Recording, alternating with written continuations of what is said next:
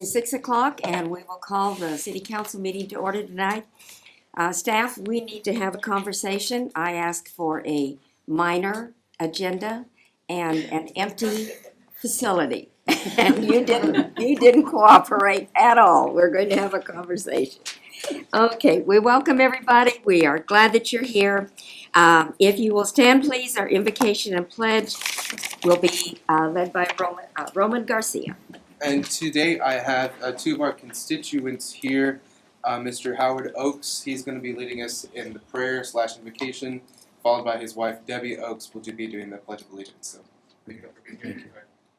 First of all, thank you for allowing a former Californian to live here and do the invocation, because we don't always bring a lot to the table.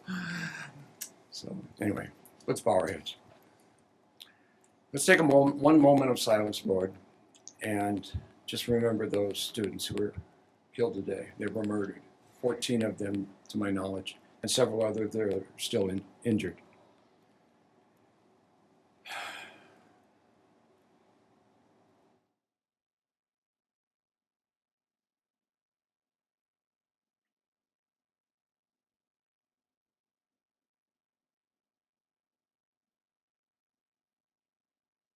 Gracious Heavenly Father,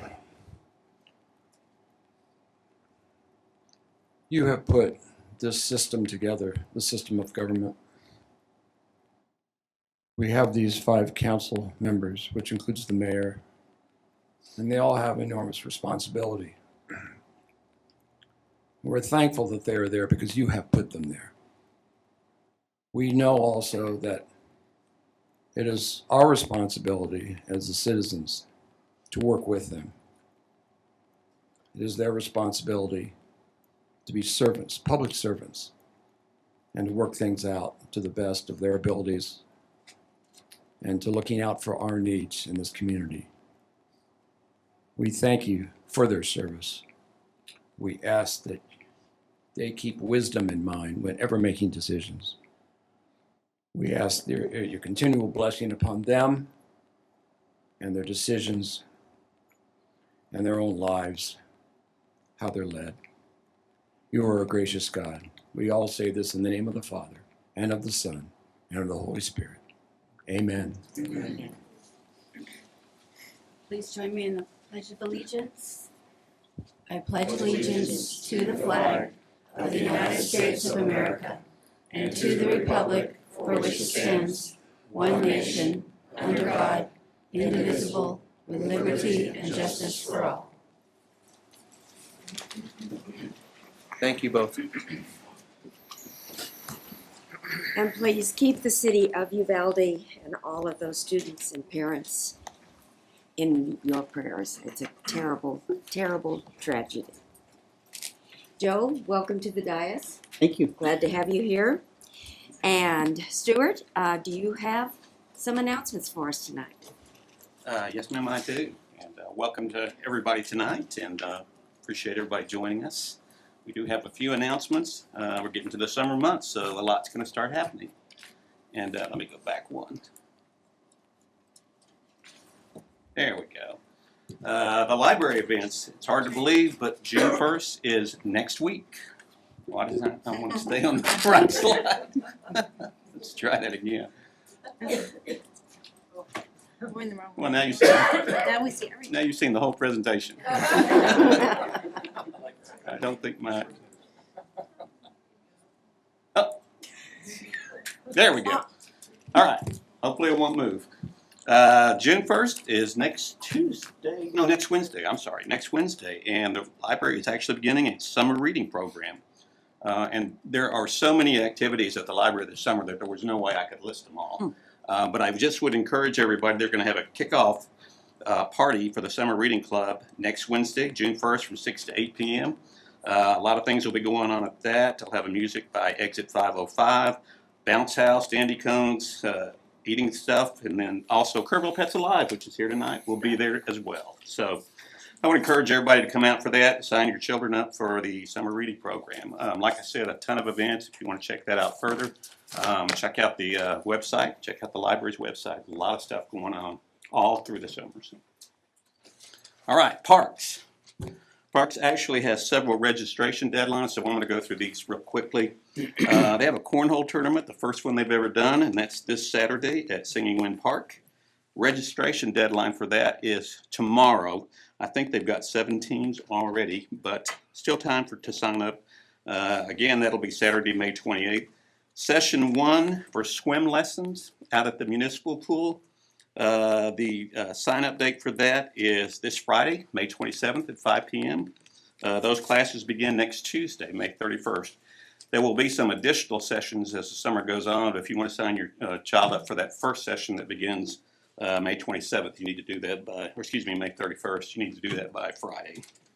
And then also the Adult Soccer League, that sign-up registration is also Friday. League play begins Tuesday, June 7th. So a lot going on there. And then they also have a couple of activities that will take place before we meet again. June the 11th, which is a Saturday at 10 a.m., we're going to have our Kerrville skateboard competition. Do that every year out at Singing Wind Park. Generally have 15, 20 people show up for that as far as competitors. And it's a lot of fun to watch. You get a lot of great photos too. So I encourage everybody to come out. And if you've got a friend or someone that wants to go out there and skate and risk their life. When you watch some of the things they do, I mean, it's a little scary. But I would encourage you to tell them about that. And then later on that night, Saturday, June 11th, Sing 2 will be the movie in the park, although it's actually going to be at Schreiner University. So keep that in mind. Okay, my last slide. Don't forget, the Municipal Pool opens this Saturday, May 28th, and they will be open Memorial Day, May 30th. So if you need some way to cool off, that's the place to be. Stuart, can I Yes, ask you a question? Sure. What in the world is a cornhole tournament? Oh, come Have on. you been to the trailhead? I have not. Well, it's You know- not for anything. There's other than there's that game they toss where it's Toss kind the of beanbag like into trying to the get a hole. beanbag into the holes. Oh, so it's like washers. It is. Okay. I was going to say, I yes. just didn't know. I'm sorry. I worked in the oil fields and we used to call it washers. But, Well. Yeah. It was the All right, thank you, cornhole part Stuart. that tripped all me. right. Thank you. Y'all have any announcements? Council, any announcements? No. Okay, I have 2 I would like to make. One, there will be a Memorial Day service this Monday at the courthouse at 10 a.m. So if you're interested, please join everybody. And then Doyle Community Center will be doing a Juneteenth celebration, and it will be at the pavilion on June, I believe. Is there anyone in here to verify that for me? I think it's the 15th, but I'll have to double check on that. But it's coming up, the 15th or the 19th of June. So lots of good music all day long, food, and lots of fun. So put that on your calendar. All right, at this time, we have a presentation to Kerrville Pets Alive, and this is Mayor Blackburn's Kerrville Kindness Award. So if you guys will join me up here.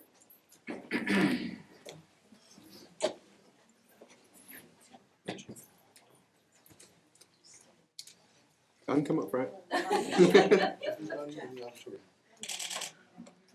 Lots of you, this is wonderful. Go ahead and put some of you over here.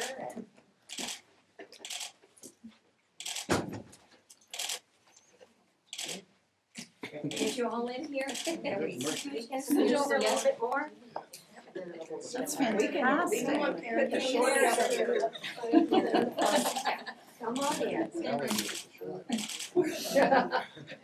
All right, you guys have been in the news a lot lately. Yeah, sorry we brought so many people, but Pets Alive, all these people. Takes a That's great. village. Yeah, it does. So we are proud to, the city of Kerrville, to recognize Kerrville Pets Alive with the on May 24th with the Kerrville Kindness Award. Kerrville Pets Alive is a nonprofit organization dedicated to saving the lives of homeless pets in Kerr County. KPA works to keep pets in homes and out of shelters by assisting Kerr County Animal Services with funding and volunteers, and here they are. Providing animal welfare resources to the Kerr County community and working tirelessly to promote adoption efforts for homeless pets both locally and regionally. Most recently, KPA and the Hill Country SPCA coordinated a free clinic that administered vaccinations and microchips to more than 100 county pets. KPA plans to provide volunteers for a similar event to be held July 16th at the Hill Country SPCA in Fredericksburg.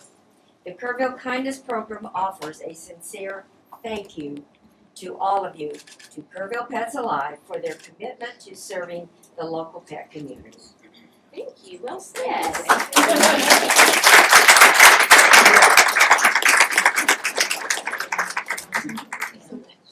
Would you like to say a few words? Well, you pretty much said it all. Everything, that was a really great joint effort. I think Kerrville Pets Alive is representative of animal welfare in our community, and different groups are here to support us as well, our rescue partners and volunteers, and we are all volunteer. It's an incredible group to be involved with, and we appreciate the support of the city. Y'all been so supportive of our efforts, and that term's used, or that phrase is used often. It takes a village. It really does. But we've done incredible things in a couple of years, and we continue to do incredible things to save Kerr County pets by helping Animal Services, which is the city's animal shelter, the county's taxpayer-funded animal facility, and helping the community with keeping their pets at home and safe.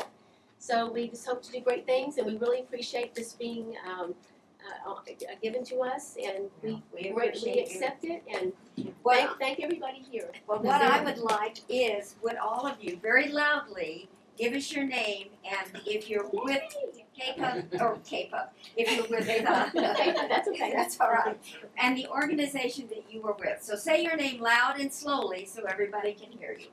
Karen Johnson, Kerrville Pets Alive.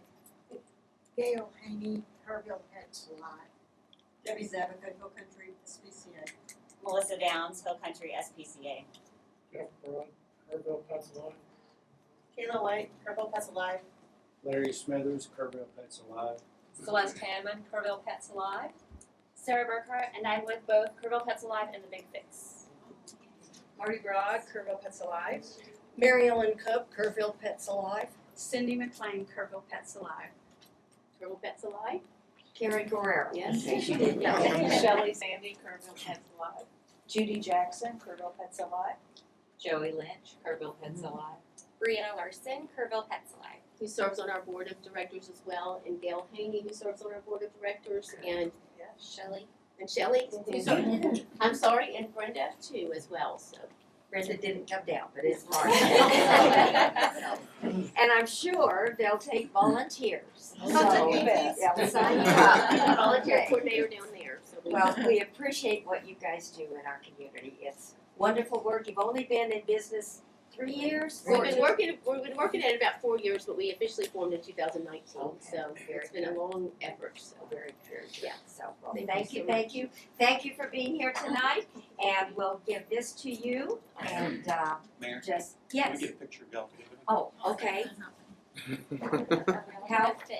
Why don't you pull up and then y'all fill in Cindy, you behind need them. to go down there too. Come on, There's Colin. yeah. Okay. Come on, Shelley. Yes, Brenda, you need to be down here. Brenda. I can sit down.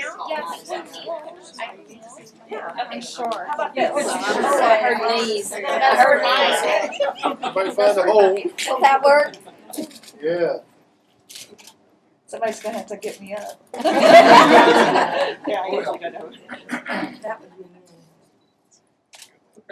Thank you. Thank you.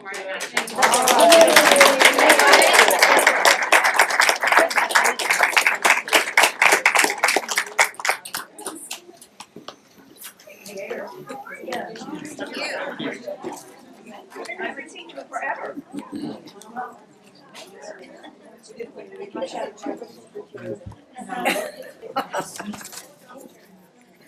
No.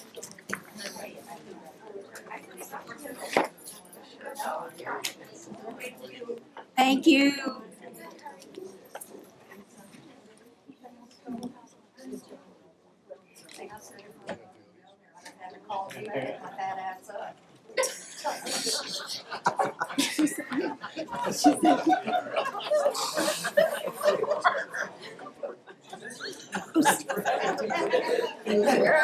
No. you're a rough Not out group. loud. Not on microphone. Would that be stricken for the record?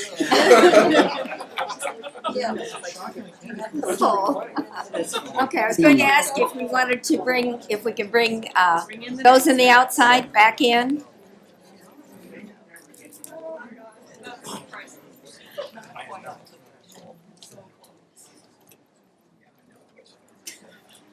All right, Shelley, will you read in kind of our guidelines, please? Sure. General protocols of how business will be conducted. If anyone present wants to speak on an agenda item, they need to sign up and present a speaker request form to the city secretary in advance of the item being read into record by the city secretary.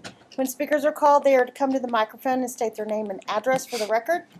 Public comment periods are for council to set aside time to specifically hear from citizens. Any questions will not be responded to until after public comment has been concluded. Thank you for helping by respecting these rules of procedures, and we do have one citizen speaker signed up. All right. And that would be? Stephanie Cash.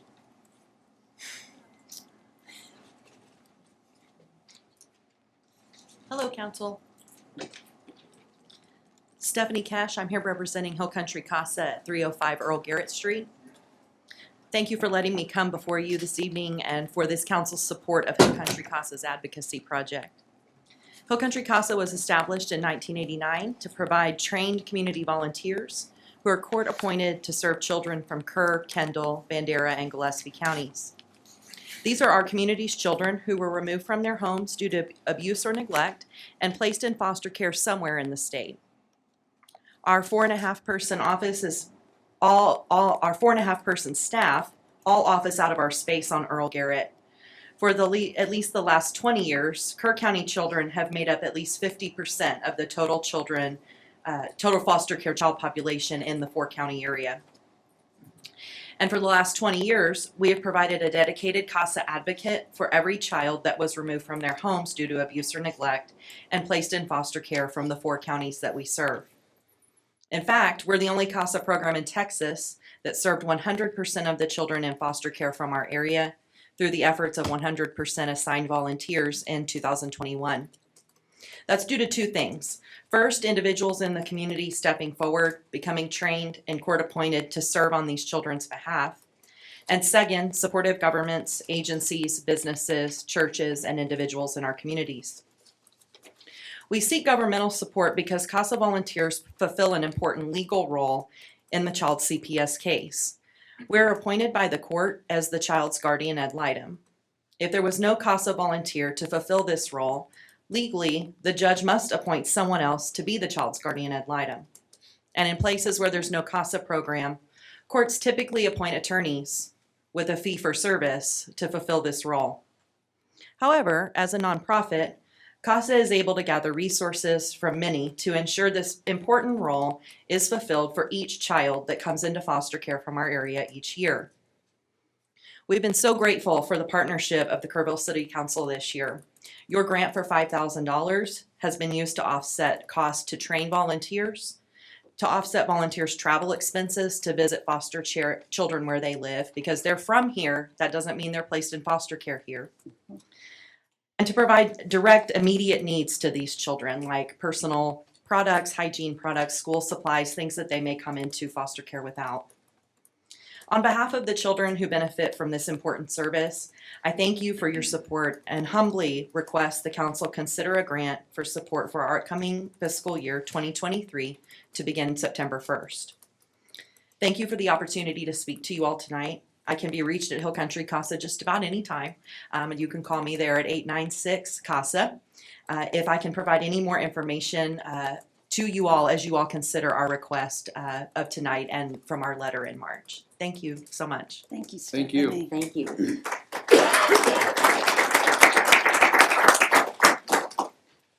And EA, I would assume we've got that in. Yeah, it'll be on our part radar. of your budget Thank you. review over the summer time span. Yes, thank you. All right, council, we come to the consent agenda. We have several items on here. Are there any that any of you want pulled? I would request to pull 4B for a minor correction. I believe it's 4B. Yes. And that correction would be, Should I go ahead and just discuss it now, or wait till we approve the consent agenda and then go to that one? well, Okay, I'll make a let's- motion that we approve items 4A and 4C of the consent agenda. Is there a second? I'll second that. We have a second. All in favor? Raise your right hand. Thank you. All right, Roman, go ahead with 4B. Okay, it's just a minor change to the time. I think we all kind of noticed it last meeting too. It was actually 6:04 that the meeting was called to order. But that's pretty much it. Not to try to put the former mayor on the spot, but and that's it. Okay, And with that, I'll move to approve item 4B, the minutes of our regular meeting held on May 10th, 2022, with the change of the time to call to order to be 6:04. we have a second. Second. All in favor? Right hand, please. Thank you. Approved. All right, the next on our agenda is ordinance number 2022-22. Shelley, will you read that in for us? Ordinance number 2022-22, an ordinance amending Chapter 60 of the Code of Ordinances, City of Turtle, Texas, by changing the zoning of an approximate 36.28 acre tract out of the Nathaniel Hall Survey number 145, abstract number 178, more commonly known as 2601 Medina Highway, State Highway 16 South, from a residential estate zoning district RE to a multifamily residential zoning district R3, amending the city's comprehensive plan to make it consistent with the zoning amendment and providing other matters relating to the subject. There are 9 citizen speakers signed up. However, this is a public hearing. Thank you. Drew, Good evening, Mayor and Council. This is a request for a zone change from RE to R3. Just a little history on the zoning. Previously, this property was zoned R1.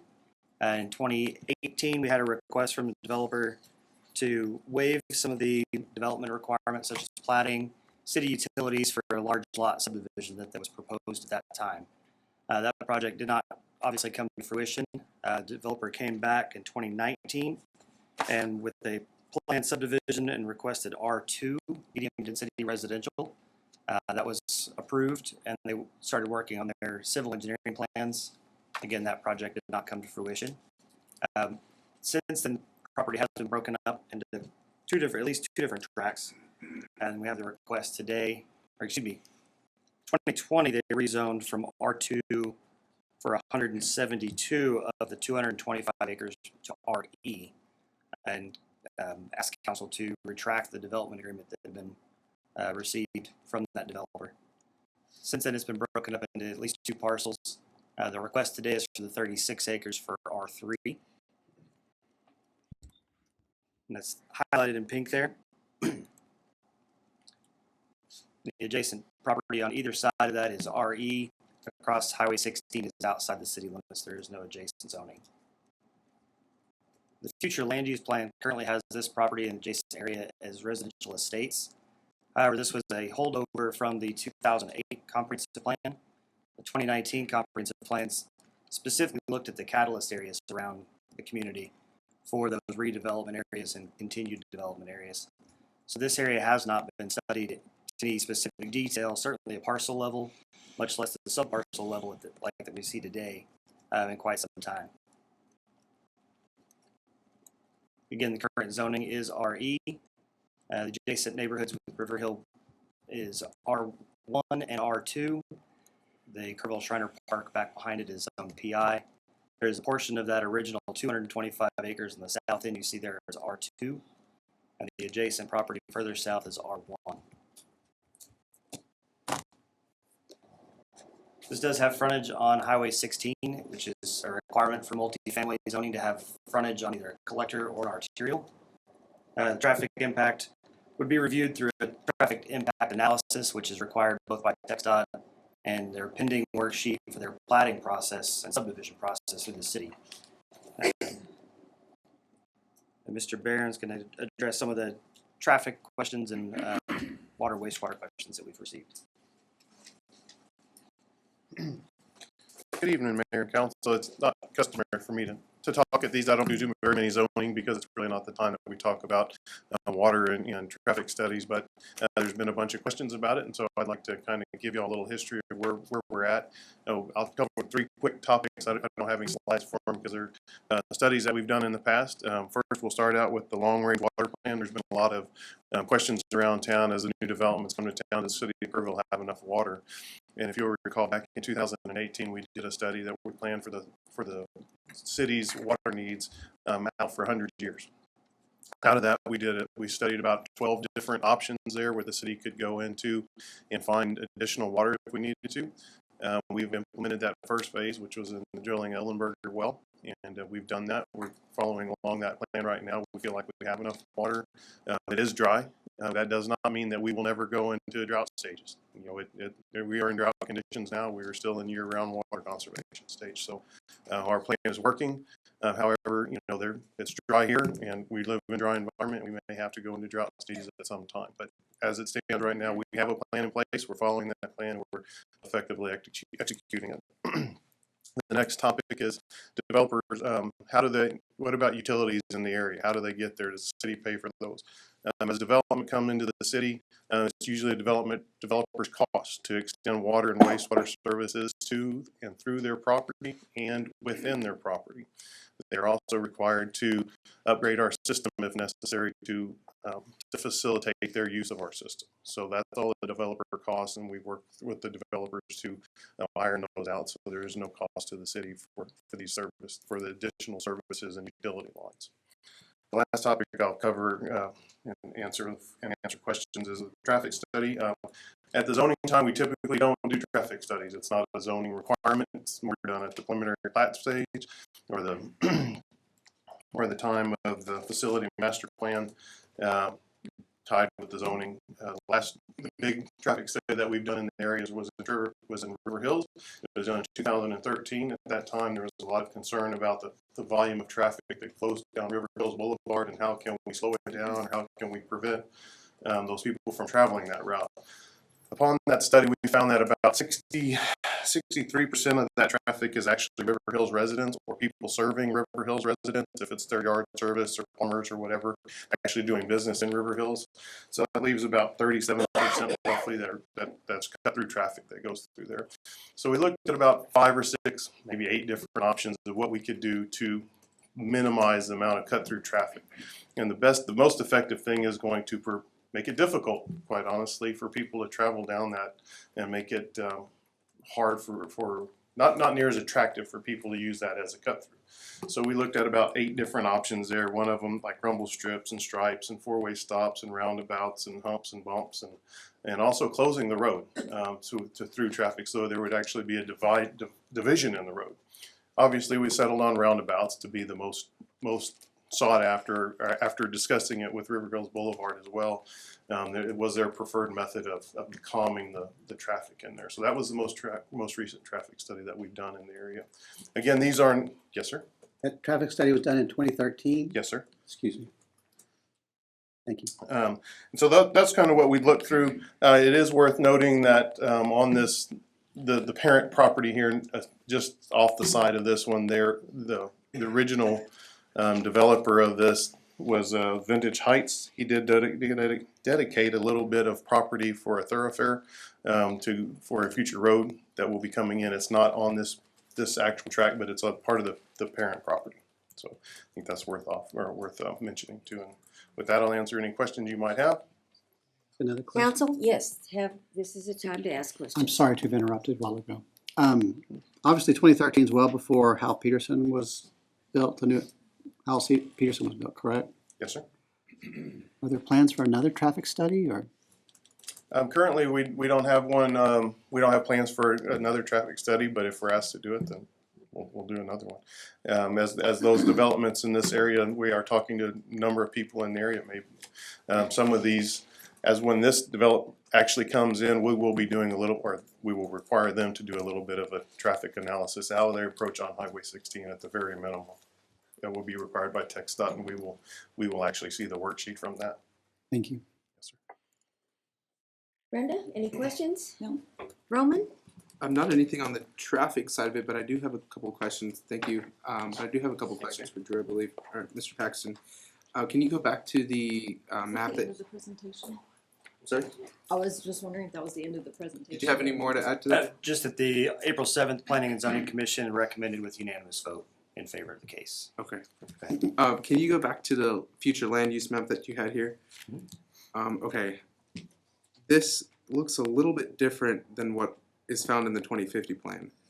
That's correct.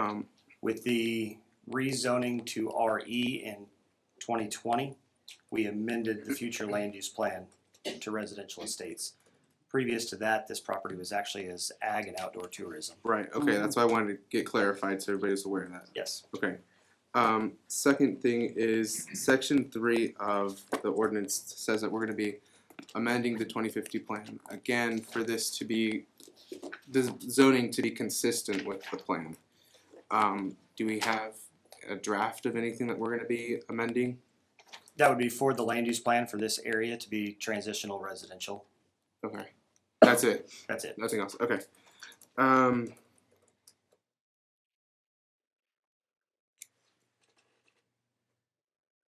Guess we talked about the traffic, a couple questions I had there, those were answered. One thing I guess I would put out there that, and I'm still listening to both sides of it, but one thing I will say so far is that we continually tout the 2050 plan as something of a guideline, or not really a guideline, really the plan for the city of how we move forward and what we really do. And I mean, I would say to continue, and I don't know how many more amendments we're gonna keep going through to make things consistent with the plan. I mean, it could put arguably a lot of the things that we do on council, actions that we can or will take, and actions that we have taken, into question of whether we're actually following the plan or not. And so I would just like to put that out there, just for us to be aware of how we're going about that when we're changing the plan to make it consistent with something that wants to be done that's inconsistent with the plan of how it is right now. Just putting that out there. I'm finding a little bit trouble to go with that on that basis, on merits of that, but I'm still, I assume we'll hear from more residents. We've heard a lot from that, and possibly the developers as well, or their representatives. So I'll yield my time. Thank you. Questions? Well, I want everybody to know, this is questions and comments, right? First of all, if you're here in representation of the River Hill neighborhood, I want to thank everybody for communicating in advance of tonight. I'd like to thank you for your comments being put forth by a majority, or maybe even all of you, in a positive and constructive way for consideration. I'd like to acknowledge that this is exactly what I, and I'm sure my other colleagues, want to see happen as far as the process. And I want to thank staff. I talked to city manager several times. I've sat with residents.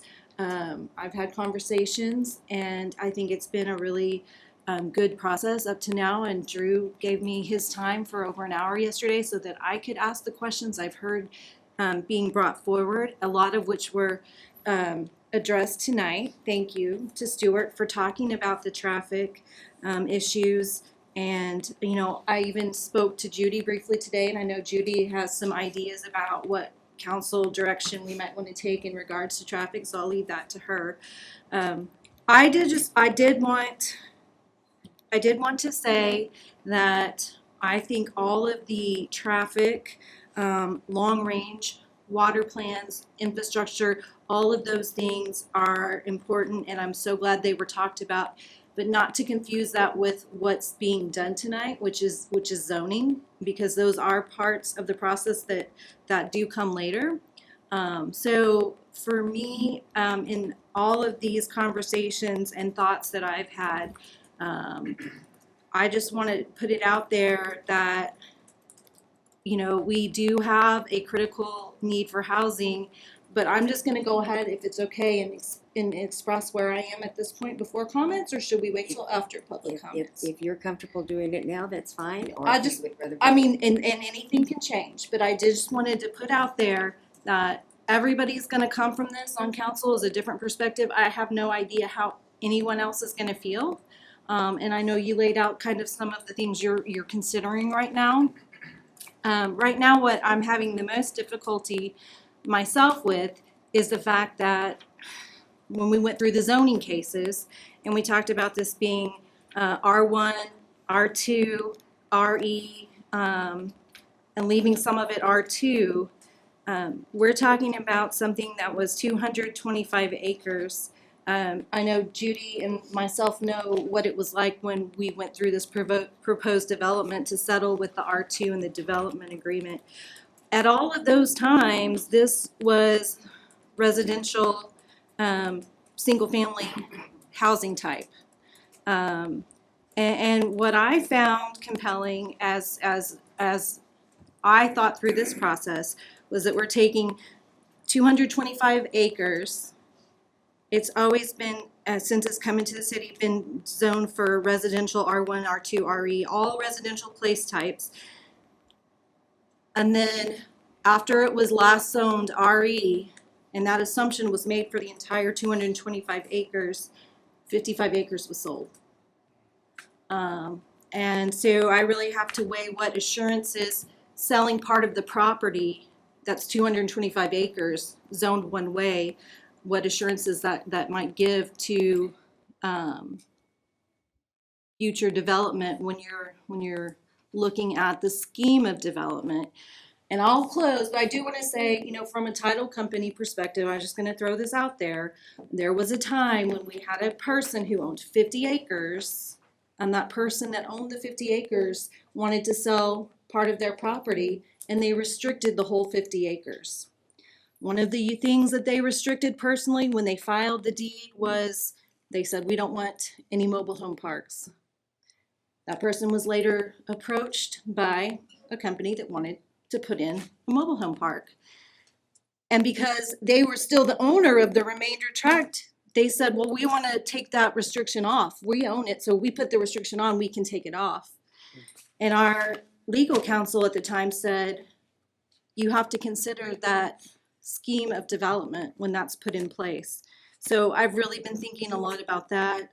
And I just, before any decisions are made, I just wanted to put that out there as far as how my mind has been working through this process. Thank you. Thank you.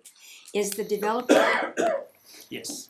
Okay. He, she? Nope, I would select Mr. Oh, okay. Go ahead. I'm sorry. Mr. Paxton, I haven't been able to officially meet you yet, but I look forward to it. I am the only one up here that hadn't been through this process numerous times. Right. In several decades. From a layman's point of view, isn't zoning a result from planning? In other words, the plan is what you want to do with an area, and zoning is how you enforce that plan. Is that roughly how that works? Roughly. So since 2018, this particular piece of property, or property that was once this one tract, has changed 3 times, and this is the 4th time. Mm-hmm. I don't pretend to be a city planner. I don't want to be a city planner. But isn't a change from RE to R3 a whopping big change?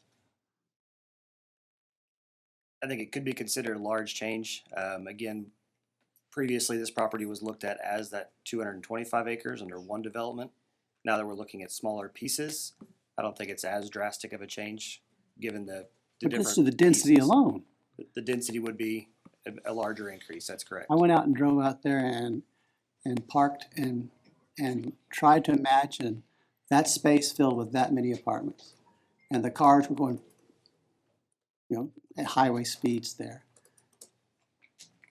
To a layman, that's a big change. That's a giant leap. And maybe not a giant leap forward. I'm concerned that a traffic study was cited tonight from 2013 in that Al Peterson causes a lot of traffic. And if you live in Kerrville South and you gotta get your kids to school on time, you're probably gonna cut right through that to River Hill. So I don't know that a 2013, if we're gonna really talk about traffic, we need to talk about what's happening now. Right. And now we can't do the study because school's out this week, so I don't think we can resolve the traffic issue. That's not what's being asked tonight. What's being asked is a change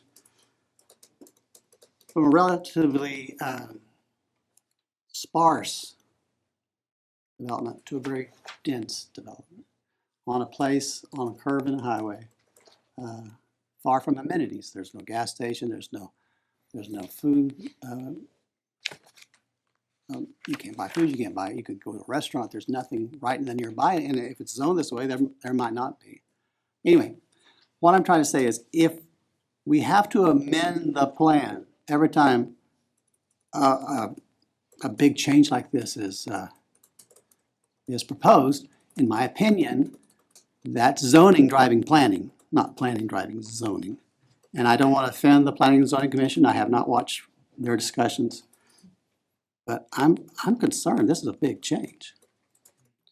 That's all I have. Thank you. Okay, anybody else before we have the developer speak with us? Oh, wait. Okay, I'll if- wait.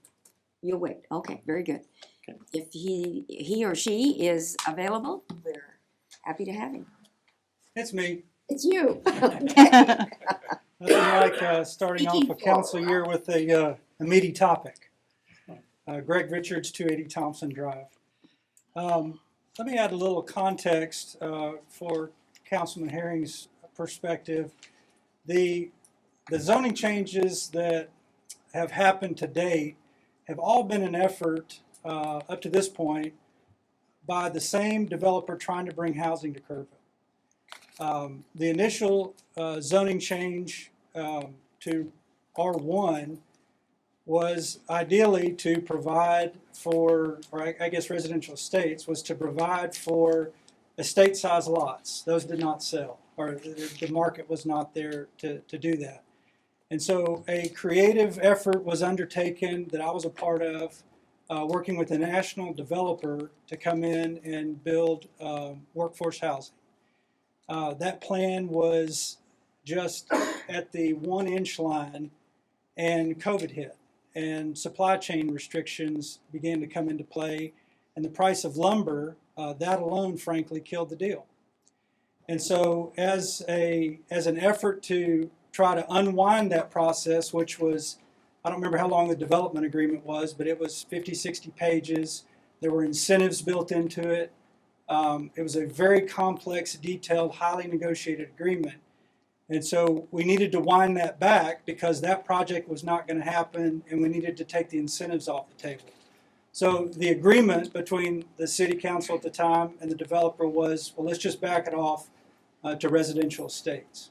And so now we're back, not the same developer. This is a different company, Trophy Properties, with Mr. Jay Parker, who's here with me today, who's making the effort to try to have this rezoned in order to build a multifamily project on it.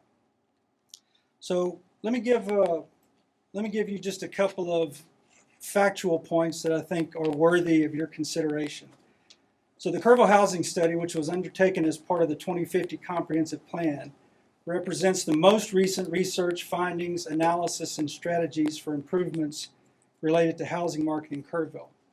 Over the last decade, we've added 1,100 net new jobs and about 1,700 net new residents.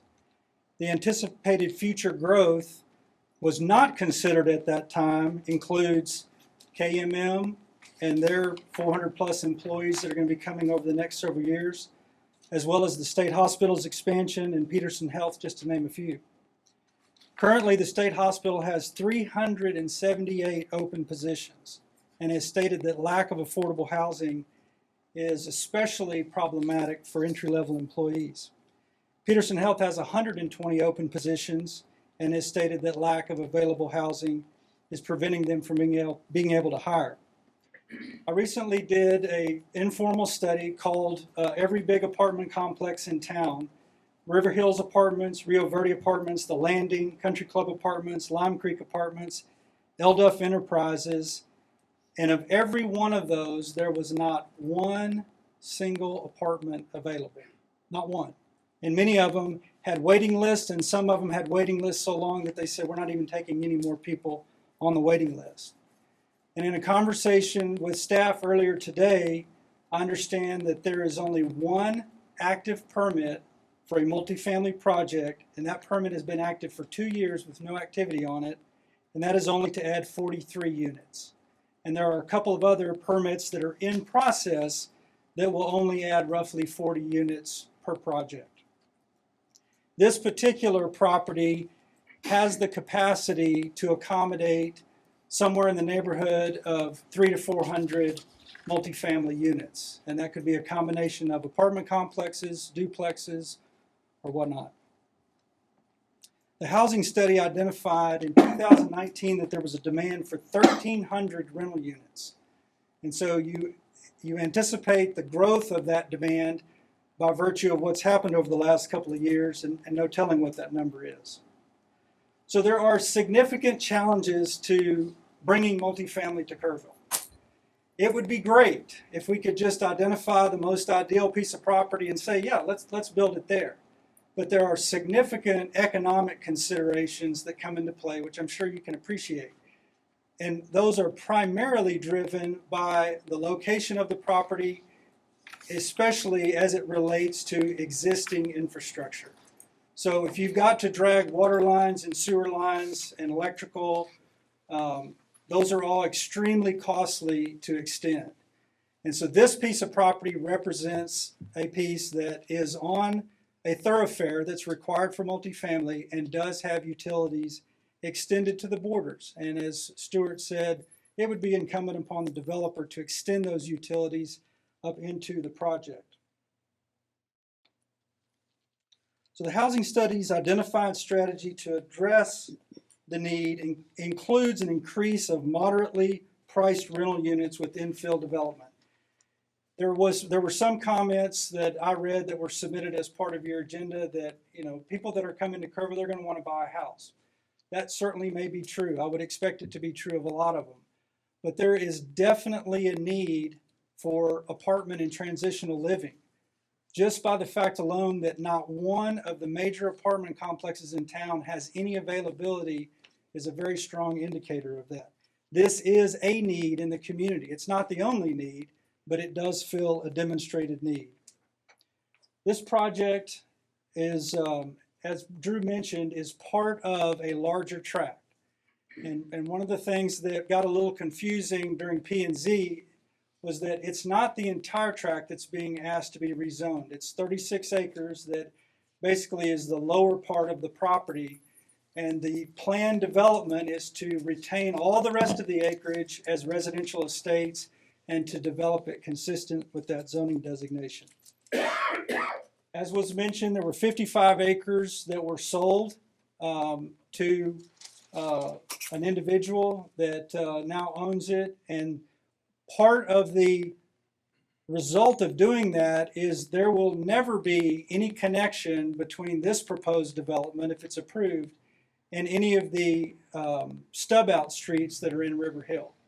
And so this 55 acres creates a buffer space. Now, I don't know what that person plans to do with that property, but at the end of the day, it is currently zoned residential estates, and it would be up to council as part of this same process to approve a change to that.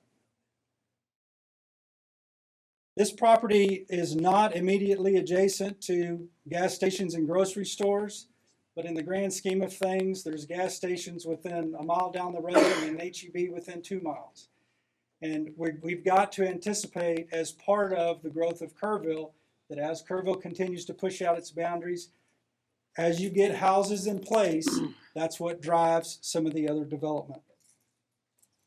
There are no incentives being requested as part of this project. The potential traffic increases that have been talked about are going to ultimately be best alleviated by a construction of a future thoroughfare. And the current owner of the property has dedicated a portion out on the outer edge, which will be part of that thoroughfare plan when the city decides to build that. So there's a couple of issues that have been raised by neighbors that I want to address. One is valuation. There are very high value homes in the High Ridge area of River Hill, and they are immediately adjacent to an apartment complex, River Hill Apartments, that are right down the hill. And what has not been demonstrated, or I have not seen, and I would ask that you request this if it's something that you feel like is worth considering, is what is the data? What does the data show in terms of, do apartment complexes next to established long-term developments reduce property values? At this point, I believe that's just conjecture and fear. And until it can be demonstrated that that is something that happens, I don't think it's worthy of consideration. This project will have its own defined entrances, and it will be materially separated from the River Hill community, over 400 feet from River Hill Boulevard. The roads we've talked about, the traffic is going to be the subject of a study. What is present there right now is not guaranteed to the developer that that's the way it will remain. TxDOT has the capacity, the ability, and the authority to be able to dictate additional turn lanes, lighting infrastructure, traffic control devices as part of this if it were to go that far. It's a fact that we need housing in Kerrville, and this project is poised to meet that need.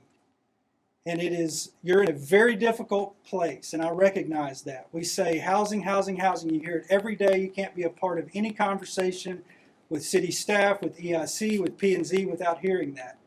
The challenge is you can't just pick and choose where you want that housing to go. A developer has got to be motivated to be able to come in and acquire a piece of property where it's economically feasible to construct that development and to make it available at prices that the market will bear. And so it's not an easy decision that you have, but it's one that I would urge you to give strong consideration to. It's critical for our community to be able to attract and retain employees.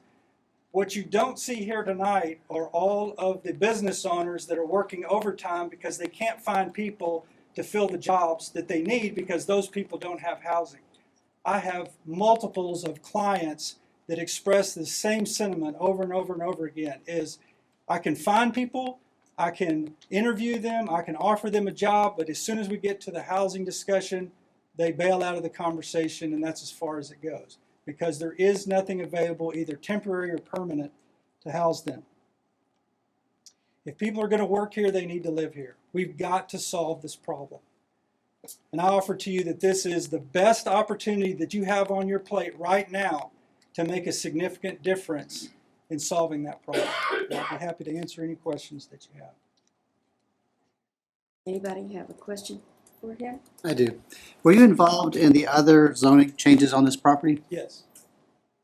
You said a while ago that going to RE was a highly complicated and negotiated agreement. No, going to R2. R2 was a highly complicated and negotiated agreement. Who were negotiating? City council, city staff, and the developer. So do you think this zoning change has been negotiated?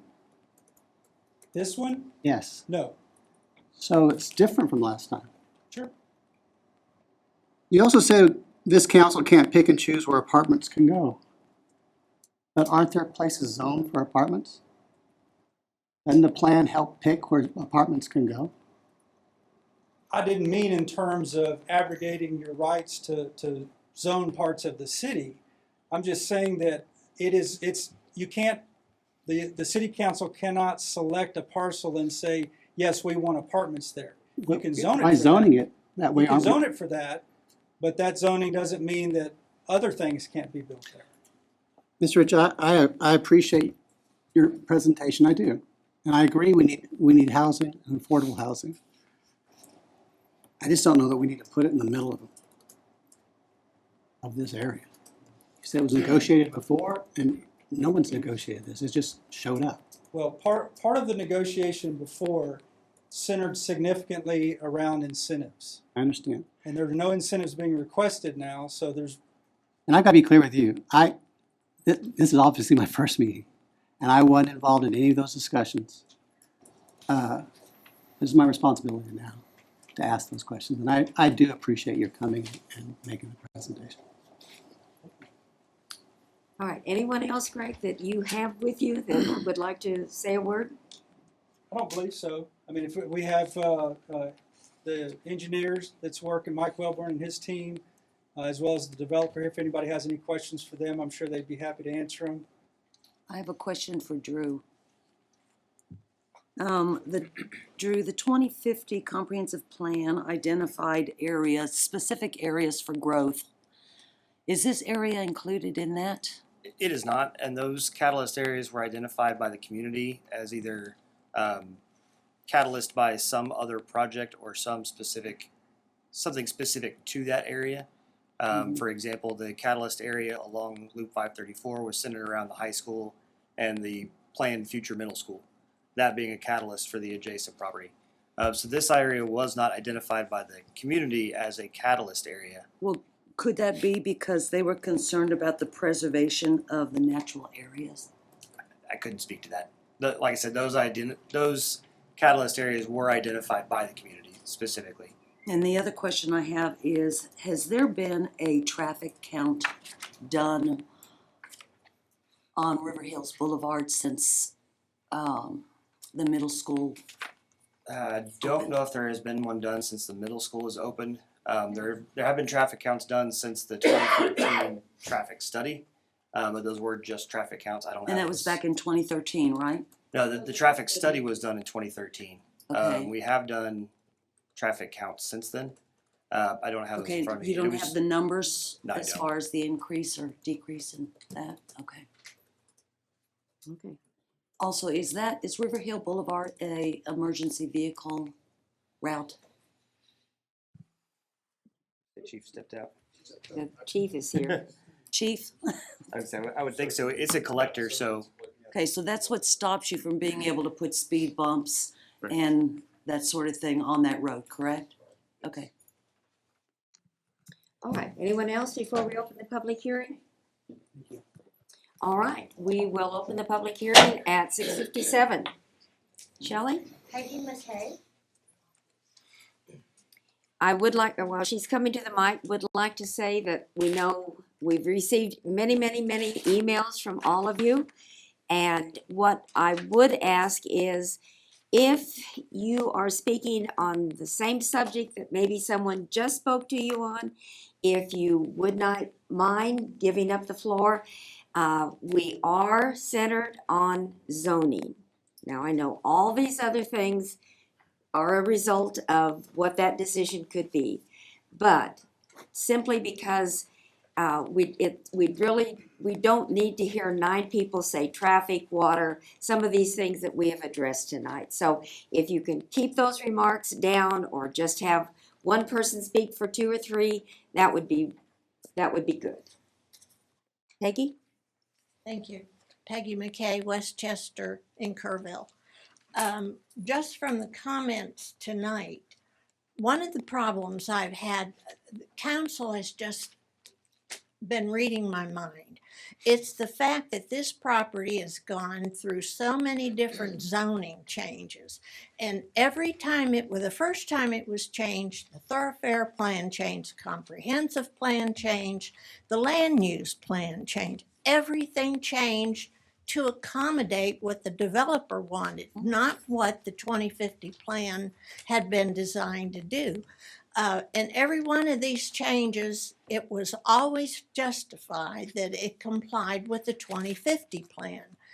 Well, if it did, it wouldn't have had to have changes to it.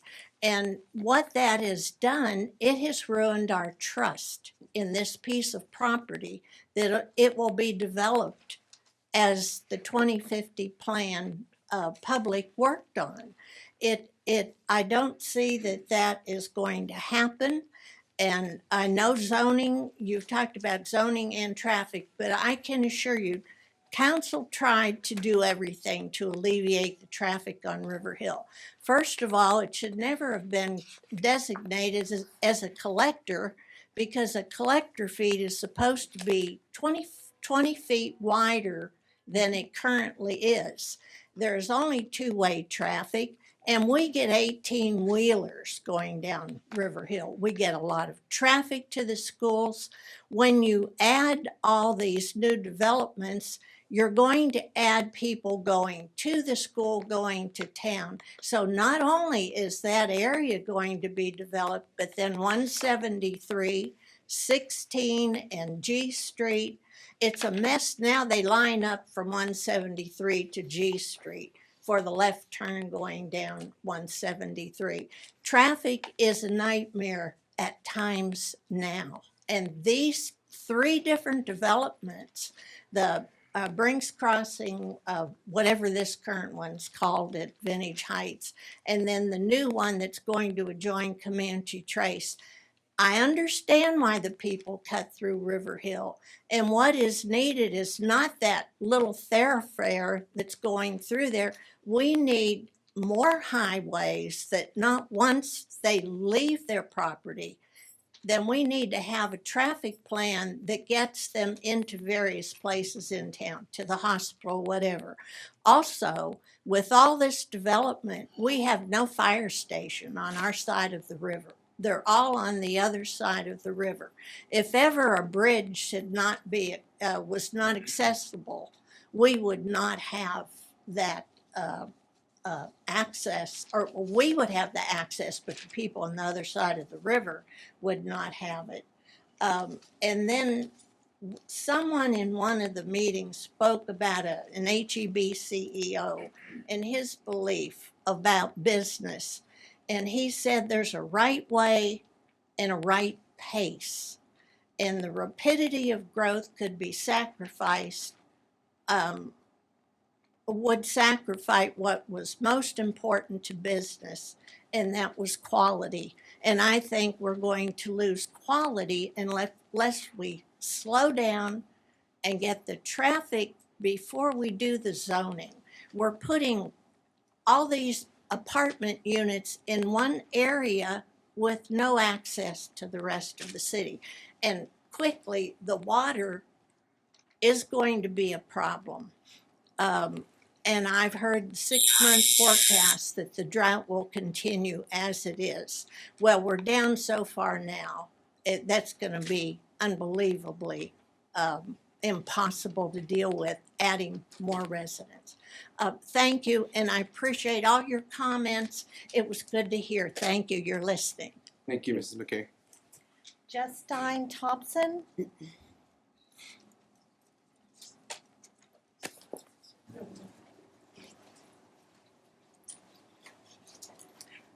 Hi, Council. Excuse me, just a second. Yes.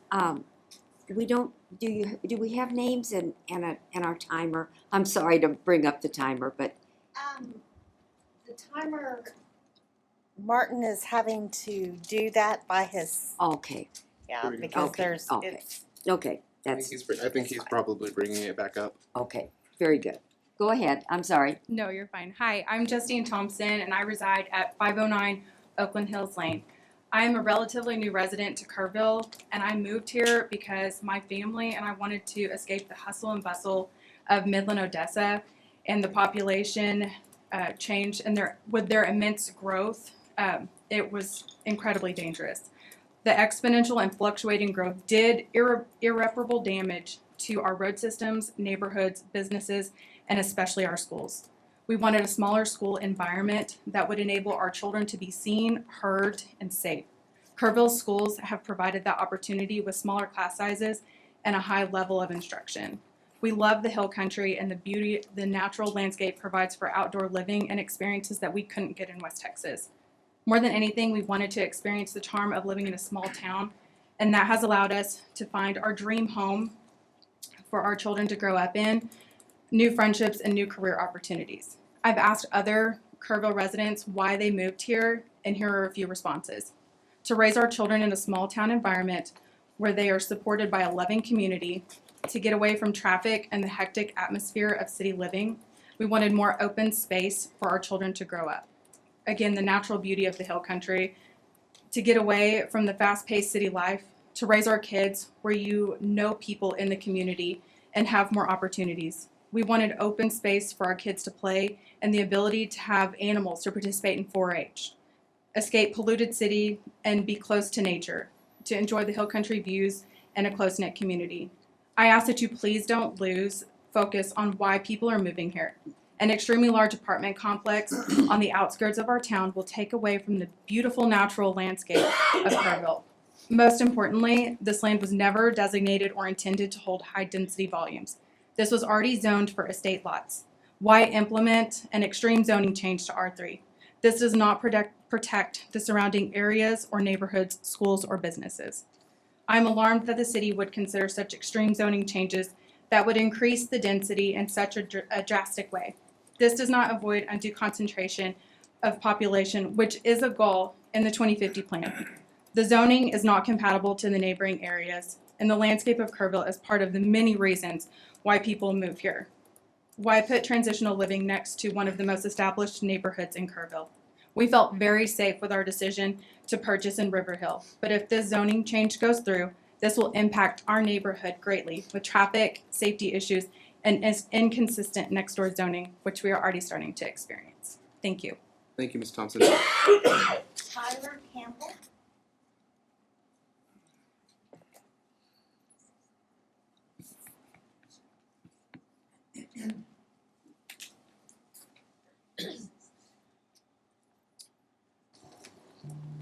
My name is Tyler Campbell. I reside at 256 High Ridge Drive. My wife and I currently own the 55 acres adjacent to the 36 acres in question. We purchased our land exactly 1 year ago. We did our due diligence and research when we purchased our property, knowing what the surrounding zoning is, which was compatible with what we purchased. This is our largest personal investment, and the plan is to build our forever home there, live there, raise our kids there, and continue to improve the property. We've already spent a significant amount on the land via cedar clearing, repairing roads, etc. This will be all for nothing if apartments go in next door. The developer's attorney has referred to our land as a significant buffer zone. We are not a buffer zone, and he had no right to designate our land as such, especially without consulting us. Most of our land is in the interior, and only a small portion fronts on Highway 16. The distance from River Hill is only 670 feet from the boundary of the proposed complex. This will directly place several high-density areas together. We bought this as a personal investment for our family. However, if the zoning change is approved, we will be forced to consider this a business investment instead. We might have to sell or develop the land in hopes of recouping our money. We will be building our dream home elsewhere. If we sold, zoning would not be required to tie into River Hill. Our land currently ties into 3 existing streets, which would tremendously increase the traffic to River Hill Boulevard and the entire neighborhood. We are not against development. We are supportive of any development that adheres to the current zoning. This is an extreme zoning change that is not compatible with our property, River Hill, or surrounding properties. R3 zoning change would allow for a very high density area that's greatly going to affect Highway 16, River Hill Boulevard, and these neighborhoods just cannot handle any more of that. The zoning on this has already been extensively examined, as previously stated, and changed multiple times with the current landowner from Vintage Heights. We asked the city to uphold the deals that were previously made on the property with the same landowner. There is sufficient development opportunity as is. We kind of hit Highway 16, just a small facts on that. It's a 60-mile-per-hour highway with one turn lane in that can accommodate 3 cars. If somebody makes a wrong turn and somebody's coming the opposite direction, it is kind of a blind turn. Could you imagine a T-bone at 60 miles an hour with a family? Not good. And that's not to mention the existing 132 acres that still have to be developed right there too. This is a terrible location for apartments. There are no sidewalks, there's no parks, no restaurants, no retail, etc. These people have nowhere to go. We currently have a major problem with people trespassing on our property going to the state park. How do you expect to stop over 1,000 people from doing the same thing when you cannot safely walk on the highway anywhere? We have major concerns that people will trespass on our property as well, since there are no sidewalks connecting anywhere to the city. Not only is this a terrible location, but it's not an area designated for development in the 2050 plan. As far as workforce goes, I'm concerned workforce housing is just a term to appease the city since we are in a housing shortage. My friends are paying $1,800 a month for a 2-bedroom apartment at the Rio Verde Apartments. This is equivalent of buying a home that's worth $300,000 on a mortgage payment. People want to build equity, not give it away. This is not workforce housing. The developer is not asking for concessions from the city, so the city has no control on what they charge for prices. If you're thinking about approving these zoning changes based on workforce housing, please take that into heavy consideration. The goal of every developer is to maximize profit, which means high rent prices. How can people expect to save money to purchase a home? I was told by Development Services that all types of housing is needed right now, even estate lots. This land has been zoned to provide just that, and the developer has ample opportunity with the current zoning. In closing, the zoning change is not compatible with the surrounding area. This will create numerous high-density areas with the Brinks Crossing development, this 36 acres in River Hill. It will cause major traffic disruptions along Highway 16 and River Boulevard. We ask that the City Council adhere to the current zoning and keep Kerrville and its surrounding areas beautiful and safe. Thank you, Mr. Campbell. Darby Campbell? Again, let me just remind you, if you're repeating what someone has just said, please, you don't have to use all of your 4 minutes to let us know what you're thinking. Hi, my name's Darby Campbell, 256 High Ridge Drive. My husband and I own the 55 acres that he just described. We, as mentioned, purchased this for a personal investment to build our forever home. Kerrville is a very, very special place to me. I am a 4th generation Kerrville resident. I grew up here and I'm currently raising my kids here. We all know that there's significant growth hitting Kerrville and the entire state of Texas. I recently met with Developmental Services and I was thankful to learn about the city's process of handling the development requests. The first thing that was pulled up in our meeting was, as we all know, the 2050 plan. What I did not know, what was told to me, is that this serves as the policy for the future of Kerrville. This policy is heavily referenced all over the place. We see banners outside, and this zoning change goes against the 2050 plan. The first bullet point in the vision statement, to paraphrase, says respects and protects the natural environment that surrounds it. The 36 acres that we're talking about has been flagged as agricultural and outdoor tourism area in the initial plan. Placing 366 apartments that are potentially 40 feet tall does not protect the natural environment and certainly does not protect the open green space that this space was originally designated for. I think it is very alarming that the plan is not being followed, and deviations really should include community input. On page 32, it states that the preservation of these natural areas is a high priority. Please, I ask you to keep this a high priority. This has already slipped through the cracks with all these zoning changes and let's not change the zoning again to further diminish this high priority. Next bullet point, seek to attract economic growth and development. The city has been making huge strides to grow and has already surpassed 1/3 of the 2050 housing goals in 5 years. Let's please grow this city in a steady manner. If you approve everything now and worry about the consequences later, we can easily lose what Kerrville is and what people moved here for in the first place. There are 11 areas designated for the purpose of growth and development while maintaining the uniqueness of our beautiful town. Again, to paraphrase the last bullet point, it says, does so while preserving the small town charm. If we continue to not look at these zoning changes with purpose and scrutiny, we will be the next suburb of San Antonio and lose control of our small town. Many neighbors have told me that they're going to move away if these apartments go in. Is that what we want to happen? Do we want Kerrville residences to move away? We already know this is happening at an alarming rate down the street in Fredericksburg. We take pride in this town, and although the growth is very tough to manage, let's take care of the residences who are here now. R3 zoning is not compatible with the surrounding area. Changing it from RE to R3 is an extreme change and will create density issues. And then going on, page 129 of the 2050 plan says it's a guiding principle to maintain quality and value of existing neighborhoods. The residents of River Hill and surrounding areas have paid millions of dollars in property taxes.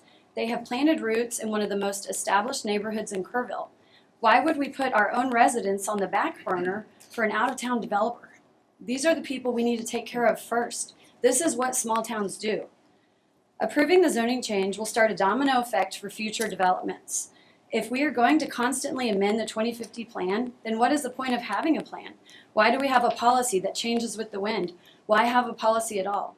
So many community members came together to form this plan. There should be community involvement to change the plan going forward. We're going to lose our small town charm if we keep deviating from the preferred growth plan. It is in place to protect us. I oppose this zoning change, and I hope we can keep the Kerrville that I know and love. I did bring printouts of the 2050 plan, if you guys would just want refresher copies showing Sure. the exact acreage too. Very good. So. Thank you, Mrs. Campbell. Thank you. Doug Holmes.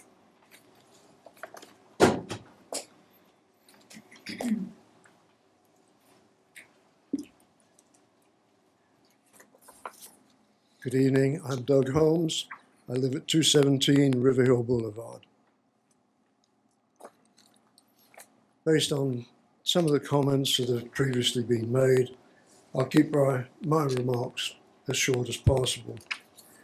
First thing I'd like to address briefly is the 2050 plan. The City Council, previous City Councils, Chamber of Commerce, Visitors, Convention Bureau, local media are all really enthusiastic about promoting the 2050 plan. And on the face of it, it is an excellent idea. However, in that context, I'd like to bring your attention to the wording of the ordinance that's before you this evening. In the lead-in to that ordinance, and I've highlighted the particular phrase here, which I'd like to quote. It says, amending the city's comprehensive plan to make it consistent with this zoning amendment.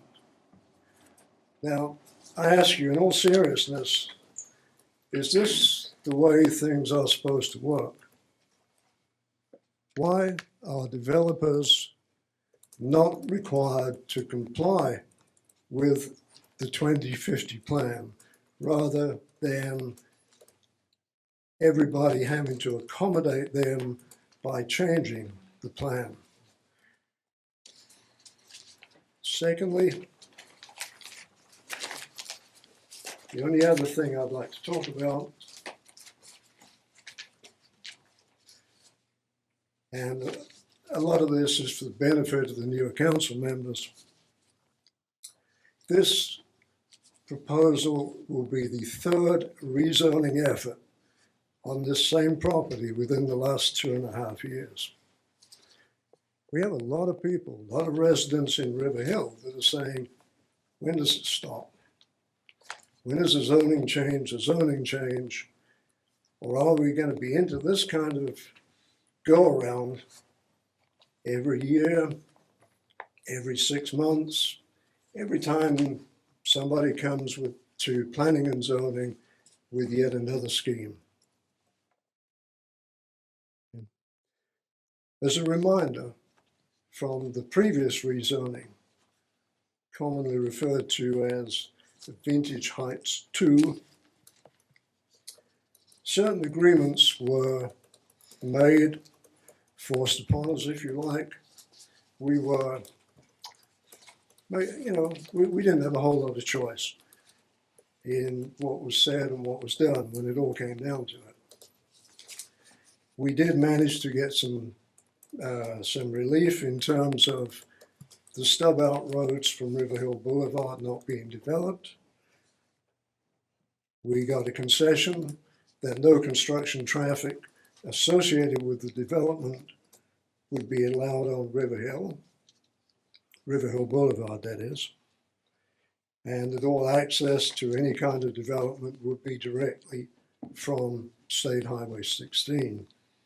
Now, there was one other item which is really the crux of what I wish to address, and that is, in the previous rezoning, there was approximately 52 acres set aside at the, for want of a better term, at the southern extremity of what was then 225 acres. That acreage was set aside for future development of multifamily residences. The question that we have now is, If that area was already set aside for future development, what changed? Why has that location suddenly changed within that acreage? Now, as I said at the planning and zoning meeting a couple of weeks ago, or whenever it was, to a lot of the River Hill residents, myself included, this sounds, feels, and tastes like a bit of a bait and switch deal. Doug, I hate to interrupt you. That was the buzzer. You have one last sentence? I'm sorry? I said that was the buzzer for your 4 minutes.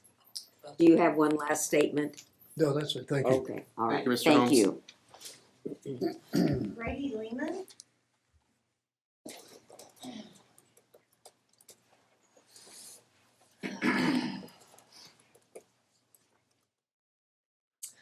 My name is Brady Lehman. I live at 211 Castle Pines Drive. Now, this is based on my own research. The city does not have a resource that lists everything that has been approved for development. We need a compiled list of what has been approved and what is on the docket. If this was available, I feel that the city council would have a better footing on what to approve and what to take a second look at. We do believe that Kerrville is doing an excellent job thus far in providing housing units for growth, even if it's not being felt yet. Rome wasn't built in a day, and housing needs are not going to be fixed overnight. These are the projects that are currently underway right now. The Landing, over 80 apartment units and 50 townhomes to be completed by the end of the year. Brinks Crossing, Block 1, 25 acres of multi-use family housing, condos, townhomes, and apartments less than a half mile away from what they're proposing. Block 2, 153 acres with 133 single-family lots. Block 3, 23 estate lots ranging from 1 to 13 acres. This subdivision alone will directly affect the traffic problem in River Hill. Lehman Drive, apartment complex currently being built for 55 and over. The hospital. Sid Peterson has recently acquired adjacent land to the hospital to build short-term rental townhomes with the sole purpose of attracting nurses and doctors to live in while they find a permanent home. The Leonard Home development next to the new junior high, 34 acres with 134 homes that will range from 180 to 220,000. Their sole purpose is for workforce housing. Bluebell Estates Phase 2, Holsworth Drive, 43 lots. Weston Home Place Phase 2, 45 lots. Lots of Hunter Hill, Jackson Road, 12 lots. Behind the Heights, 24 lots. Water Street, 12 condos. Holdsworth by the baseball fields, 200 acres with the purpose of holding 600 plus lots and units. Altogether, that equals over 1,000 housing units in the developmental phase. These new developments are well on track with the Kerrville 2050 plan. My understanding is that 1,200 of the 3,000 homes called for by the 2050 plan have already been established, all of which are in the parameters that are set by the plan, unlike the acreage in question. We need all types of housing, even estate lots, which the property is already zoned for. There is plenty of developmental potential with the current zoning that would not have the ecological and density impact of 366 apartment units. We do not need to fit a square peg in a round hole just because someone is willing to build apartments for profit and not the benefit of our town. At a prior P&Z meeting, there was a short-term rental denied because it impacted less than 10 homes. If the city is going to take that into consideration, please take into consideration the impact of the zoning change on 725 homes. This would be the largest apartment complex project ever built in Kerrville. A thorough vetting of developers proposing such large projects should be a requirement. Based on a public record search I found, this developer was involved in the bankruptcy of Tapatia Springs, a project that failed to align with the needs and wants of the surrounding area. We have residents who left Tapatia Springs and fled to Kerrville. Kerrville is a wonderful place to live. My family has been calling it home since before the Civil War, when the Schwethelms moved here from Germany to find a better life. It is bestowed upon us to be stewards of this beautiful city and surrounding land that we call home. If we allow developments like this to happen without thorough foresight of how it will affect the geography and movement of our town, we will become just another suburb of San Antonio, with more people passing through, not settling down, and we will lose the small town heart that makes Kerrville the town that we love. Thank you, Ms. Lehman. Ben White.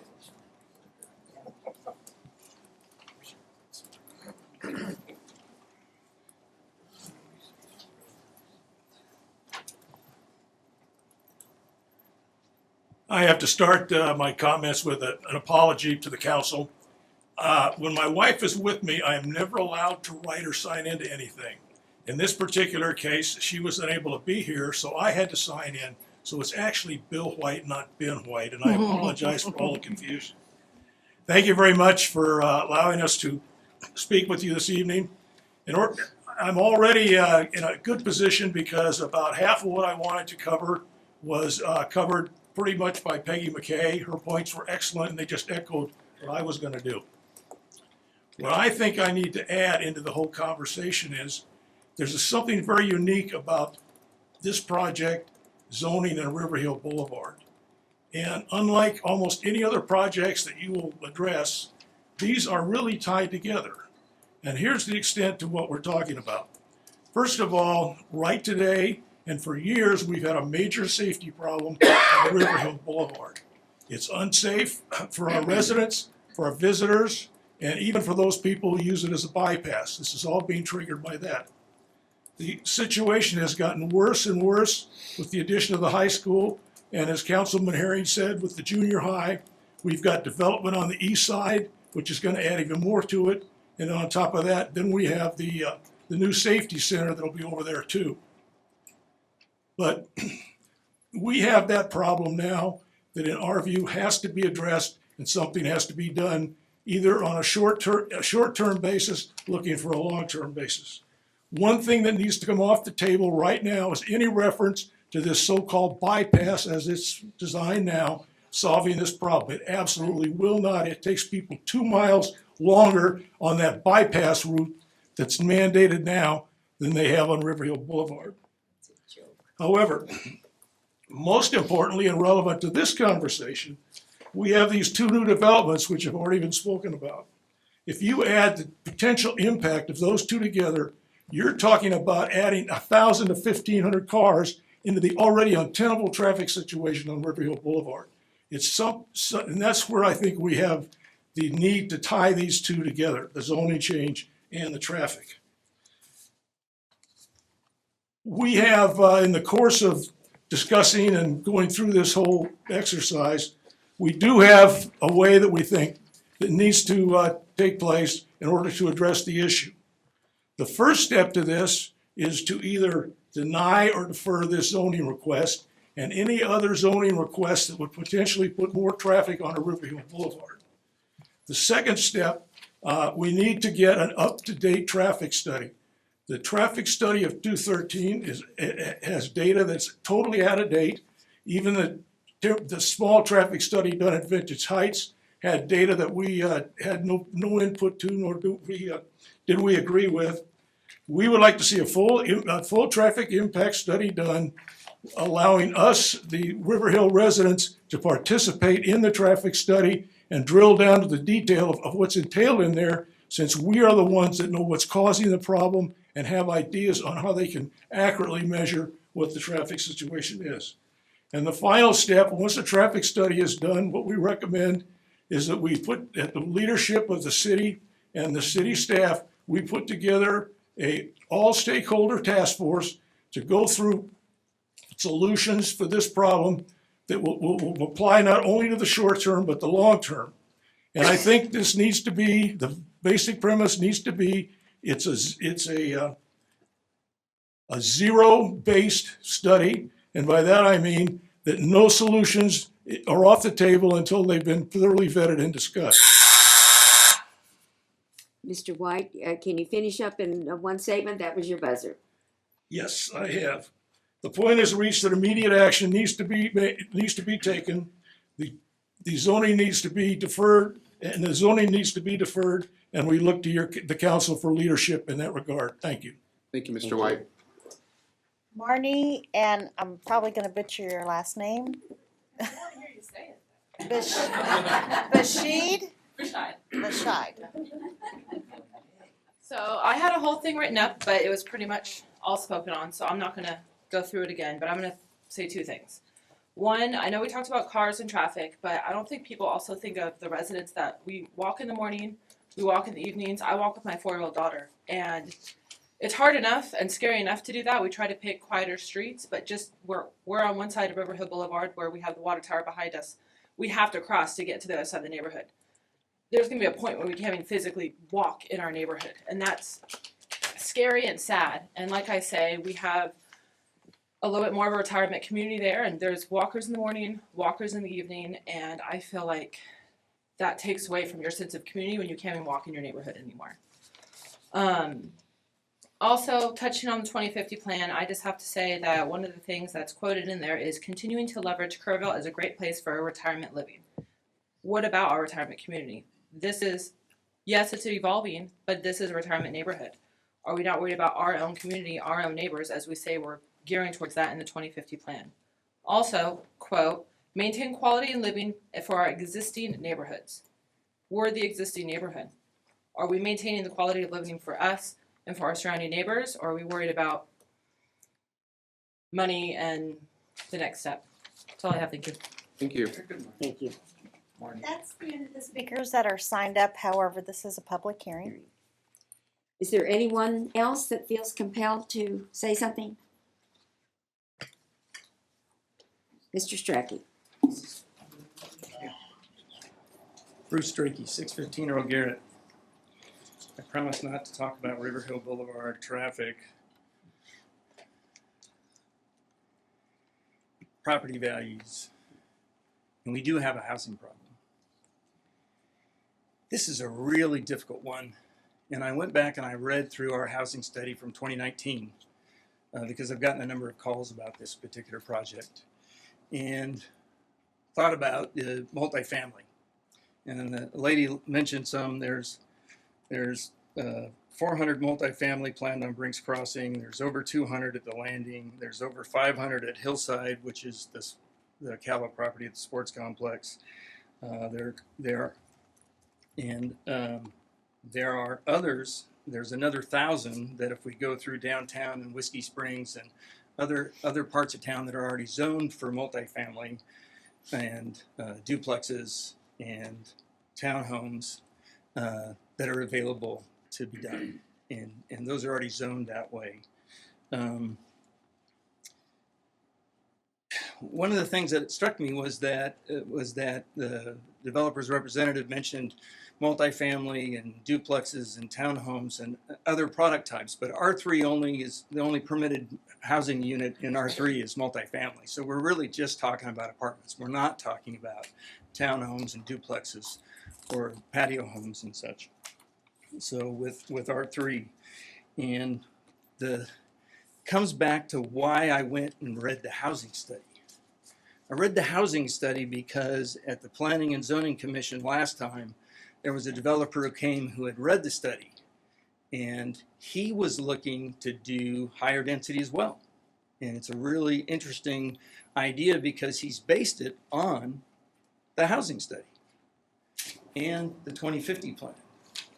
And so it was interesting to see the difference to me of looking at something where we're going to change our future land use plan and we're going to change the 2050 plan and we're going to rezone something to a much higher density for one housing type, but we have all those housing types largely entitled within the city already, and we have other developers who are coming to town with large projects like this that have actually looked at our studies and tried to fit into what Kerrville wants to be, what the citizens said. If you think about the 2050 plan, there were hundreds, there were probably more than 500 citizens that came and participated throughout the 2050 plan and the months that it went on.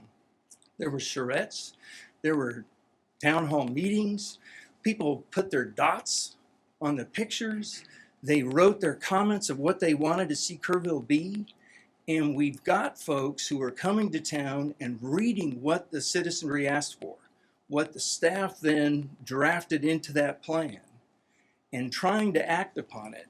And this is not that consistent. And that troubles me.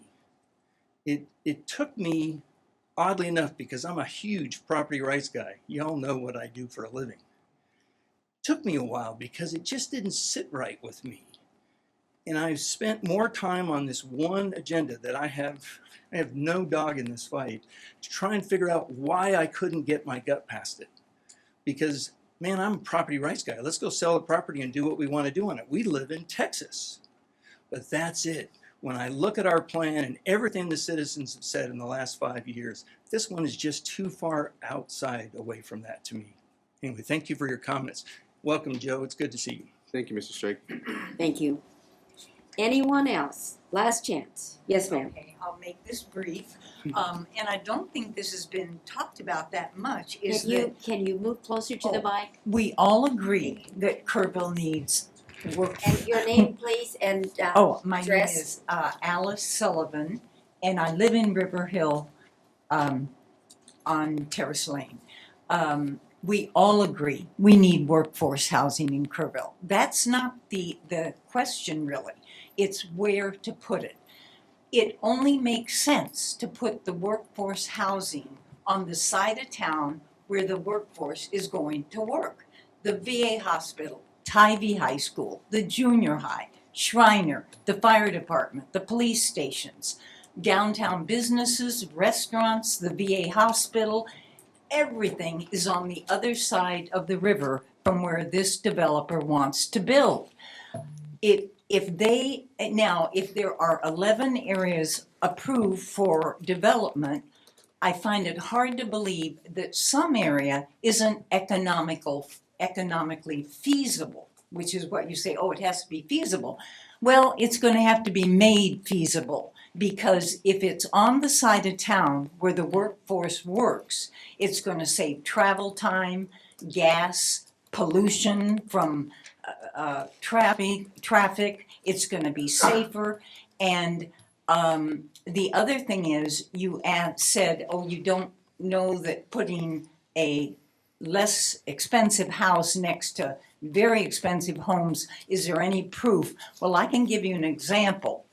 We lived in a lovely subdivision with expensive homes, and a big developer managed to convince the city, because we needed workforce housing, to put in mobile homes directly bordering our lovely subdivision.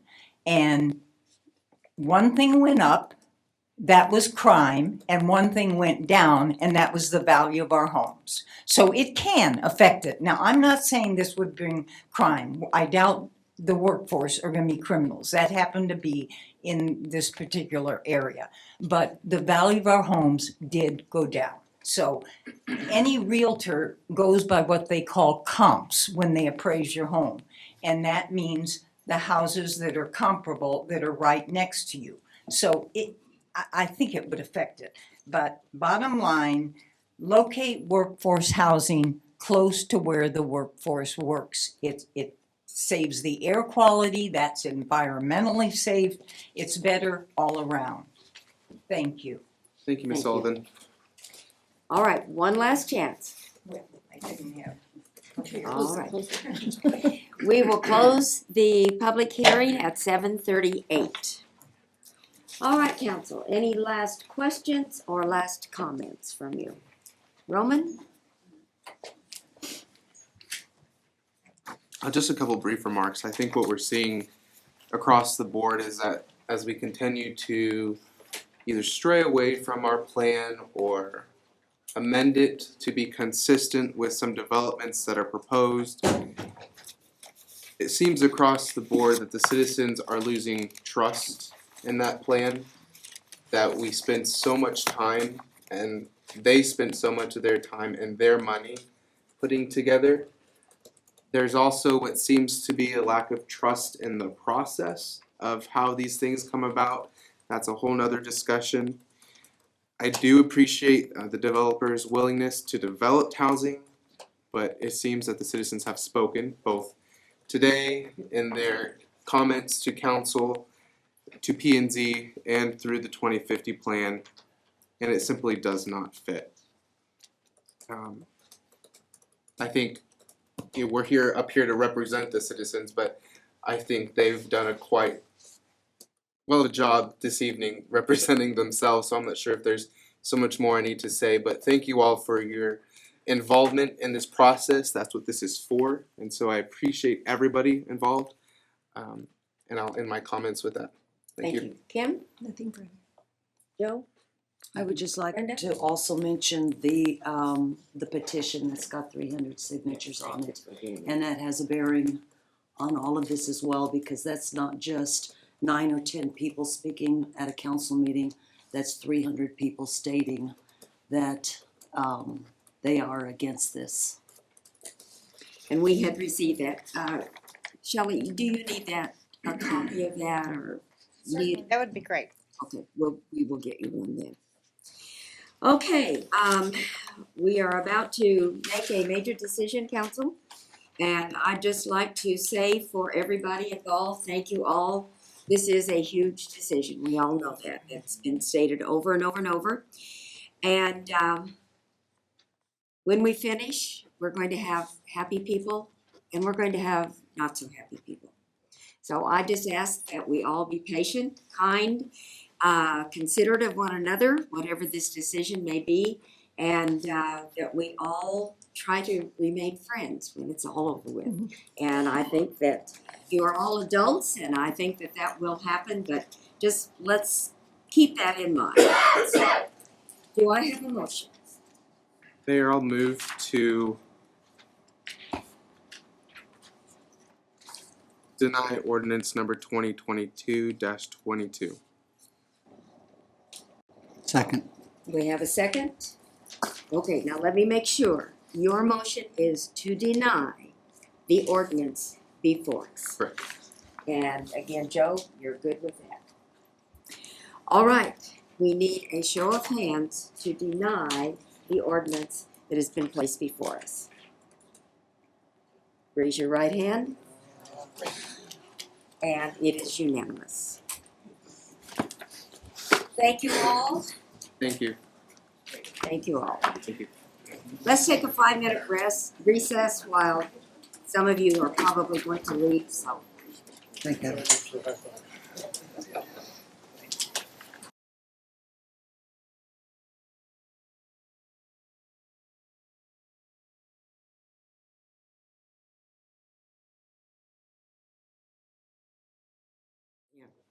All right, we are back in session at 7:46, and we still have many things ahead of us, so don't go to sleep yet, okay? All right, Drew?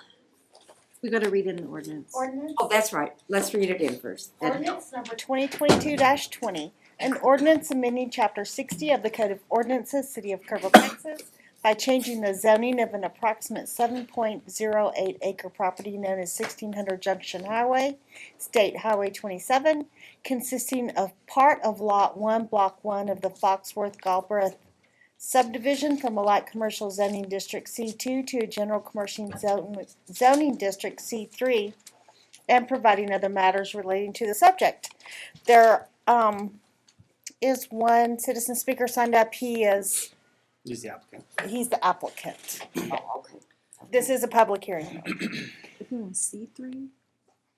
Yes, this is a request from C2 to C3 on this Lot 1, Block 1, Foxworth-Galbraith Lumber Company, 1600 Junction Highway, at the intersection of Goat Creek Road and Junction Highway.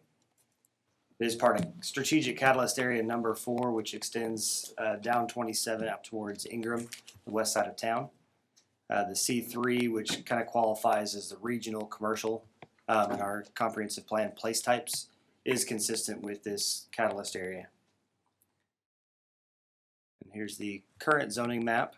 One of the zoning policies that we've discussed through that catalyst area is having C2 adjacent to Nimitz Lake impoundment area and C3 on the kind of uphill side of Junction Highway, just because there are some larger and heavier uses allowed in C3. So again, this is consistent with that policy as well. Too far, excuse me. Don't get too excited. Said don't go to sleep, so I was gonna go faster. Thanks, Martin. April 7th, Planning and Zoning Commission recommended this for approval with unanimous vote. Be pleased to answer any questions before or after public hearing. Okay, council, questions for Drew? Joe, you're okay with this? You weren't here before when this came before us. All right, Mr. Ash, would you like to, you may not want to come before us right now. I am a little bit concerned after the last applicant. Good evening, my name is Mike Ash with JES Devco. We're here requesting a change in zoning from C2 to C3 for 1600 Junction Highway. Real briefly, for Commissioner Herring, or Councilmember Herring, excuse me, we are hoping to develop a 36-unit senior housing project there. Just to get you a little bit caught up, I sent out an email to the council members that I was aware of a couple of weeks ago. You were not on the list, I apologize. I was on council a few weeks ago. We came before City Council in early February asking for a resolution of support. The council was kind enough to grant that to us. Since then, we submitted our full application to TDHCA for funding. The application hasn't been approved, hasn't really been addressed yet, but the good news is we're the only application in the region. So unless something unusual happens or unless you decide you don't want the project, it looks like the project will get funded. I think I may have mentioned that we're right now in the period where TDHCA is going through our application to try to identify deficiencies, problems, concerns. They did in fact find one deficiency. We forgot to check one box in a 478-page application, and they found it. We have now checked it, so we're back on track with that. In terms of timetable, it's likely that the project will be approved the end of July. We'll close on it sometime October, November, start working through the plans, November, December, and probably be in front of the city and city staff next winter, January, February, March for plan review and try to work through the approval process. The big thing that may have... 2023? I'm sorry, 2023, yes, Okay. thank you. The big issue that may affect the timing on that is the cost increases, the financing, the labor pool, those sorts of things. That may push us back, but shouldn't push us back more than 3 to 6 months on that. In terms of the zoning request, we're requesting a change from C2 to C3. There is C3 adjacent to the property. I think the C3 is consistent with the other areas around there. The reason we're requesting that instead of multifamily is that if something happens to our project, either in the review in the plan process or some unforeseen circumstance, we wanted to leave the city and the current owner with zoning that made sense and preserved all the city's options and the characteristic of the neighborhood. So that's why we're requesting the C3. I think that's probably all I need to say or all I want to say unless you have any questions, and then I'm happy to address them. Council, anybody? No? All right. Appreciate it. Thank you for coming. Thank you for being here. All right. We do not have anyone to speak? It's a public hearing now. Yeah. Okay, we will open the public hearing, 7:51. Anyone? We will close the public hearing at 7:51. All right, council, do we have a motion? I'll make a motion to approve ordinance number 2022-20.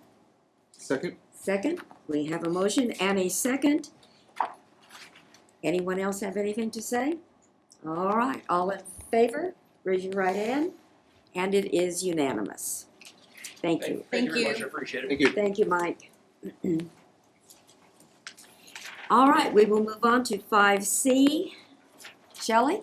Ordinance number 2022-21, an ordinance amending Chapter 60 of the Code of Ordinances, City of Kerrville, Texas, by changing the zoning of a property known as 400 West Water, consisting of Lot 8, Block 17, Section B of the Westland Place Addition, from a single-family residential with accessory dwelling unit zoning district R1A to a residential transition zoning district RT, and providing other matters relating to the subject. There are no citizen speakers signed up. However, this is a public hearing.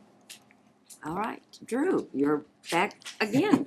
This is a request for 400 West Water Street, go from R1A to RT. And it is consistent with the future land use plan as a neighborhood residential. As you can see, closer to Junction Highway, you do see the commercial on the land use plan, and the zoning matches similarly. You do have C2 on long 27, RT on some of those blocks adjacent. This would be extending the RT1 lot to the northwest. Across the street is PD for a nails or a beauty salon, and then of course that block closer to 27, you do have several businesses in that block. And April 7th, Planning Commission recommended approval again with unanimous vote. Okay, thank you. The owner was here earlier. Did he stay? Yes, he did. Do you have anything you would like to say to us?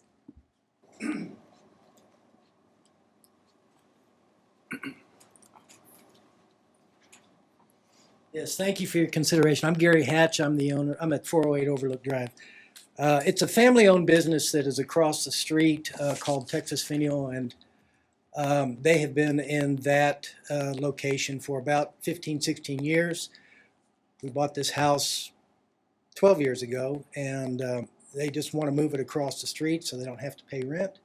And it works with the projected zoning, so we're just, that's our request. Yeah. All right, thank you. Thank you. All right, this is a public hearing. We will open the public hearing at 7:54. Do we have anyone to speak?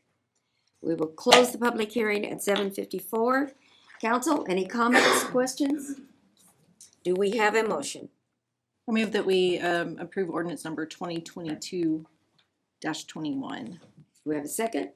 I'll second. And we have a motion and a second.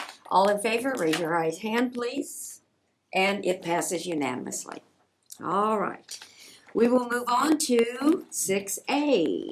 Resolution number 27-2022, a resolution granting a conditional use permit to authorize a short-term rental unit on the property comprising part of lots 5 and 6, block 7, Bowery Addition, more commonly known as 217 Starkey. Said property is located within a single-family residential with accessory dwelling unit zoning district, R1A, and making said permit subject to conditions and restrictions.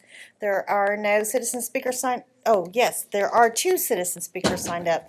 However, this is a public hearing. All right, Drew? Thank you. This is a short-term rental requesting conditional use permit at 217 Starkey. The conditional use permits are consistent with comprehensive plan since there is no change in the base zoning. The adjacent area is also zoned R1A. And here's a map of the short-term rentals in the area. The kind of reddish ones, I don't know how much you can see the difference in color. The red ones have been approved through a conditional use permit. There are a couple of a lighter red or an orange that were grandfathered prior to the zoning code adoption in 2019.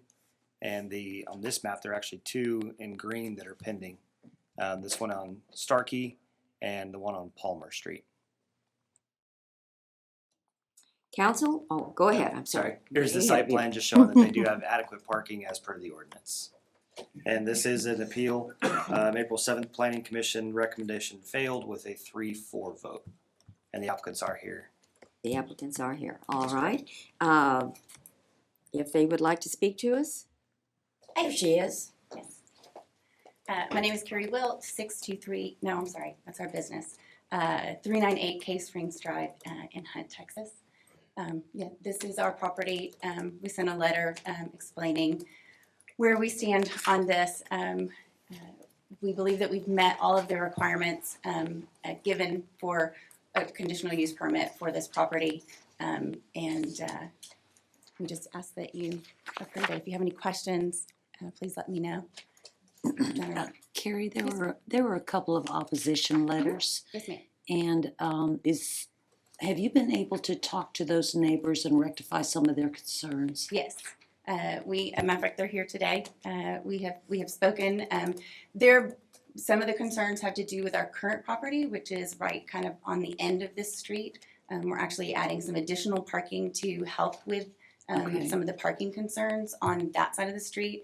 That being said, this is a completely on the other end of the street, has 7 parking spaces for just a 2-bedroom house. So typically the maximum would be four cars per thing. And so there shouldn't be any parking issues with this specific house. Okay. Anyone else? Can you go back to what you just said there? The concerns are with a different property? Yes. Is that property a short-term rental? Yes. Can you identify which one that is? What's the address of it? Specifically 201. So it sides on Lowry Street and on Starkey. And if you've ever driven down that street, it's kind of a strange little entrance there. I drove by there the other day. Yeah. Yes. And so it just kind of depends on where someone parks and how someone feels about kind of driving through there. You know, one of the big challenges with short-term rentals is that, you know, although we provide off-street parking, parking on the street is allowed by any citizen, any person who comes in. And so although we do our best to use very strong language and all of those things, you know, if somebody's coming to visit the person who's staying there, we just had Shrine graduation 2 weeks ago, and, you know, Grandpa came and, you know, he's parking on the street. And so we do our best to make sure that they are respectful of our neighbors, and anytime, all of our neighbors have our cell phone numbers, and they can tell you that we are very, very quick to resolve any concerns or any issues if anybody parks in a place that might be blocking or having any issues. So. Okay, and I'm not sure if those citizens are going to speak, but I at least want to hear your side of it. Sure. Can you tell me what, in your understanding, the concern was? Was it parking? How was it rectified? What was the situation there? So if they do speak, I at least get one side of it and then theirs. Yes. So one time it was someone parking in front of their house, and they had a guest coming to stay the night, and she wanted her person to be able to park in front. And so we, of course, called our guest immediately. They moved him to the other side, and it was taken care of immediately. Here recently, we had someone come and stay with us that had a motorcycle trailer. Right? And it was kind of big and cumbersome. And so one of the things that's kind of a first for us, we're pretty new in this business. We've only been doing this a little over a year. So that was a first for us. So now we actually include in our note, our initial note, if you're bringing any oversized vehicles or large trailers, to let us know ahead so that we can coordinate a better place to park with them. And so so we're doing things like that to try to help mitigate it. So thank you. You're welcome. Any other? Joe, questions? I have a question. I'll have a comment in a minute, but I don't have a question. Okay. All right. Anything else, anybody? All right, and this is a public hearing. We will open it at 8 o'clock. Anna Ramirez.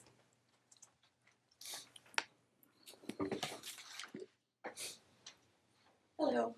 Hi. Good evening, everybody. My name is Anna Ramirez, and I live at 208 Starkey. I'm here to protest the CUP of 217 Starkey as an STR. First of all, short-term rentals, to me, don't fit into the fabric of this neighborhood, and I'm talking about Starkey. Like you mentioned, you went driving through there. It's a very small street with 9 homes, 4 of which are long-term rentals and 2 short-term rentals, with the third one coming in.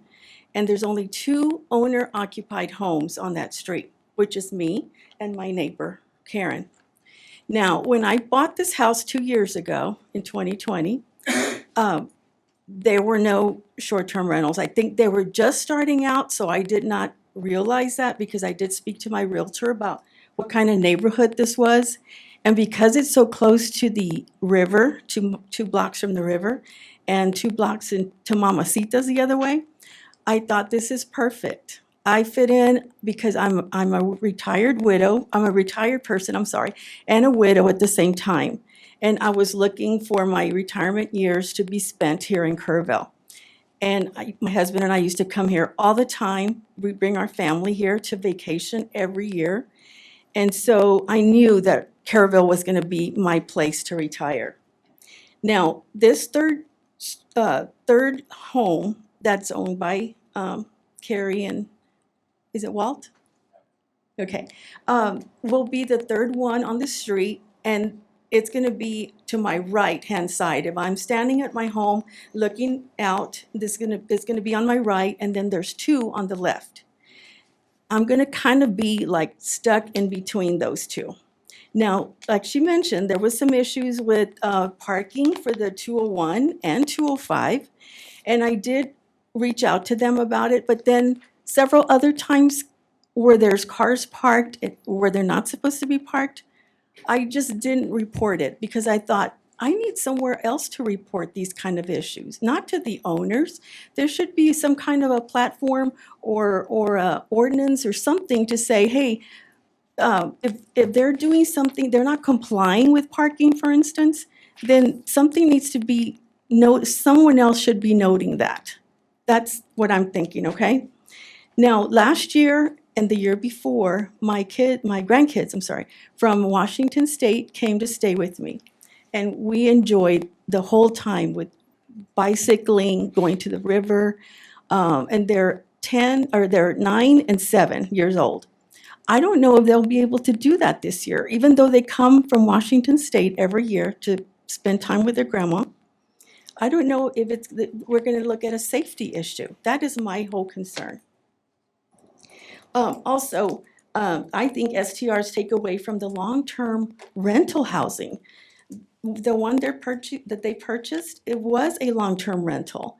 And I mean, this rental issue for people that are trying to rent a home, you're looking at rents now $3,200 for a 3-bedroom, 2-bath, according to Realtor.com. This is crazy. And I feel for them. I really do. So that's taken away from the long-term rental housing thing. Another thing is the traffic, the parking issues, which I mentioned earlier. In the past 5 weeks, my neighbor and I have made 4 complaints of the parking situations. And like I said, there's been more, but I haven't reported them. Please, don't let this wonderful little neighborhood that I see go into this now commercial situation where there's cars running back and forth. Please just let it maintain as a nice, quiet neighborhood. Thank you so much. Thank you. Karen Sides.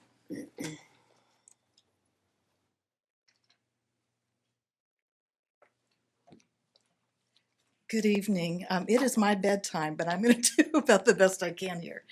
My name is Karen Sides. I live at 216 Starkey Street. I've been living with STRs on my little street for over a year now, so I have a good sense of the challenges that arise in a neighborhood that has multiple STRs.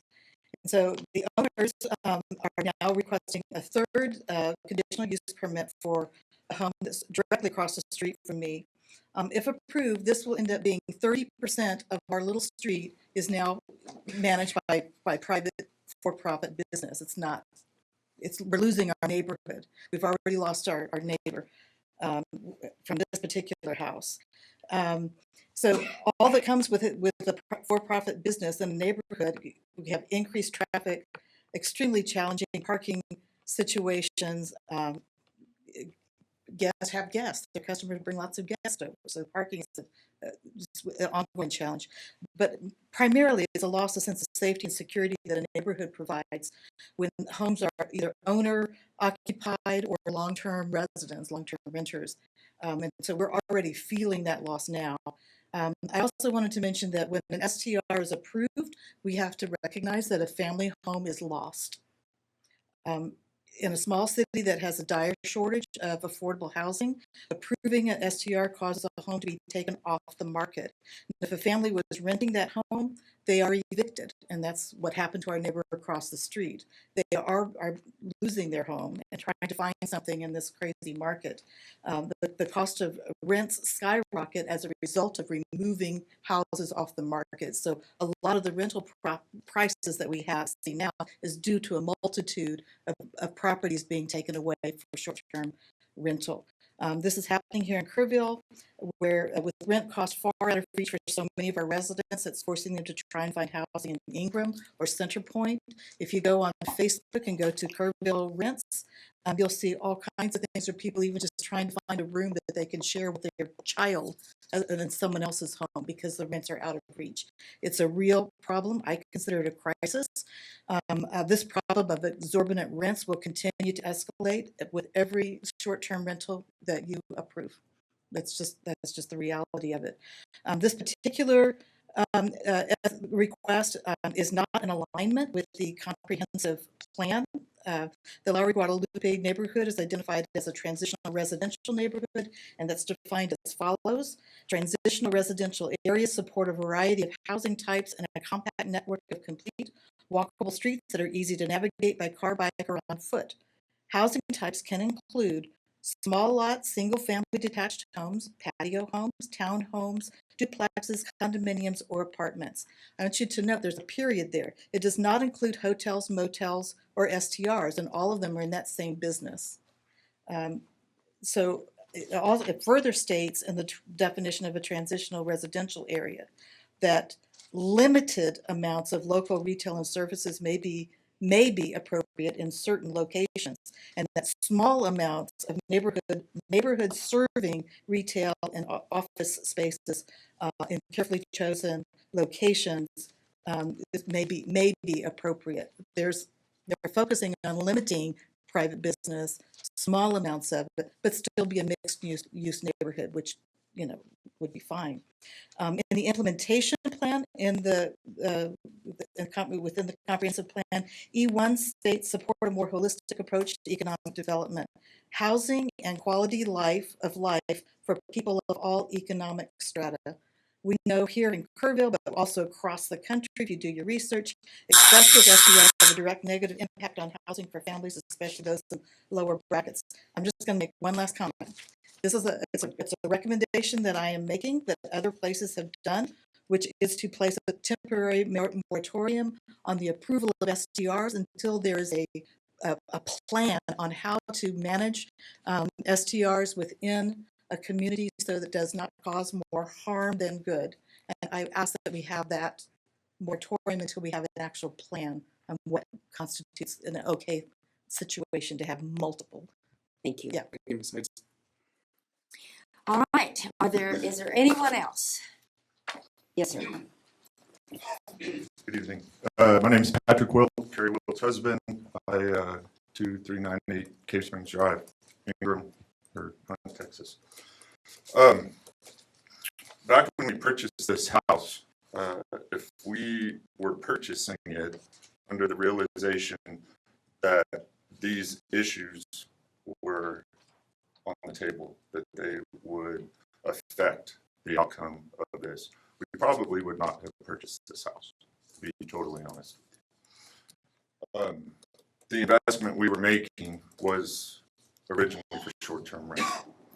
So we did so because of the requirements that were given to us by the city, requirements we have checked, and to the best of my knowledge, we have fulfilled.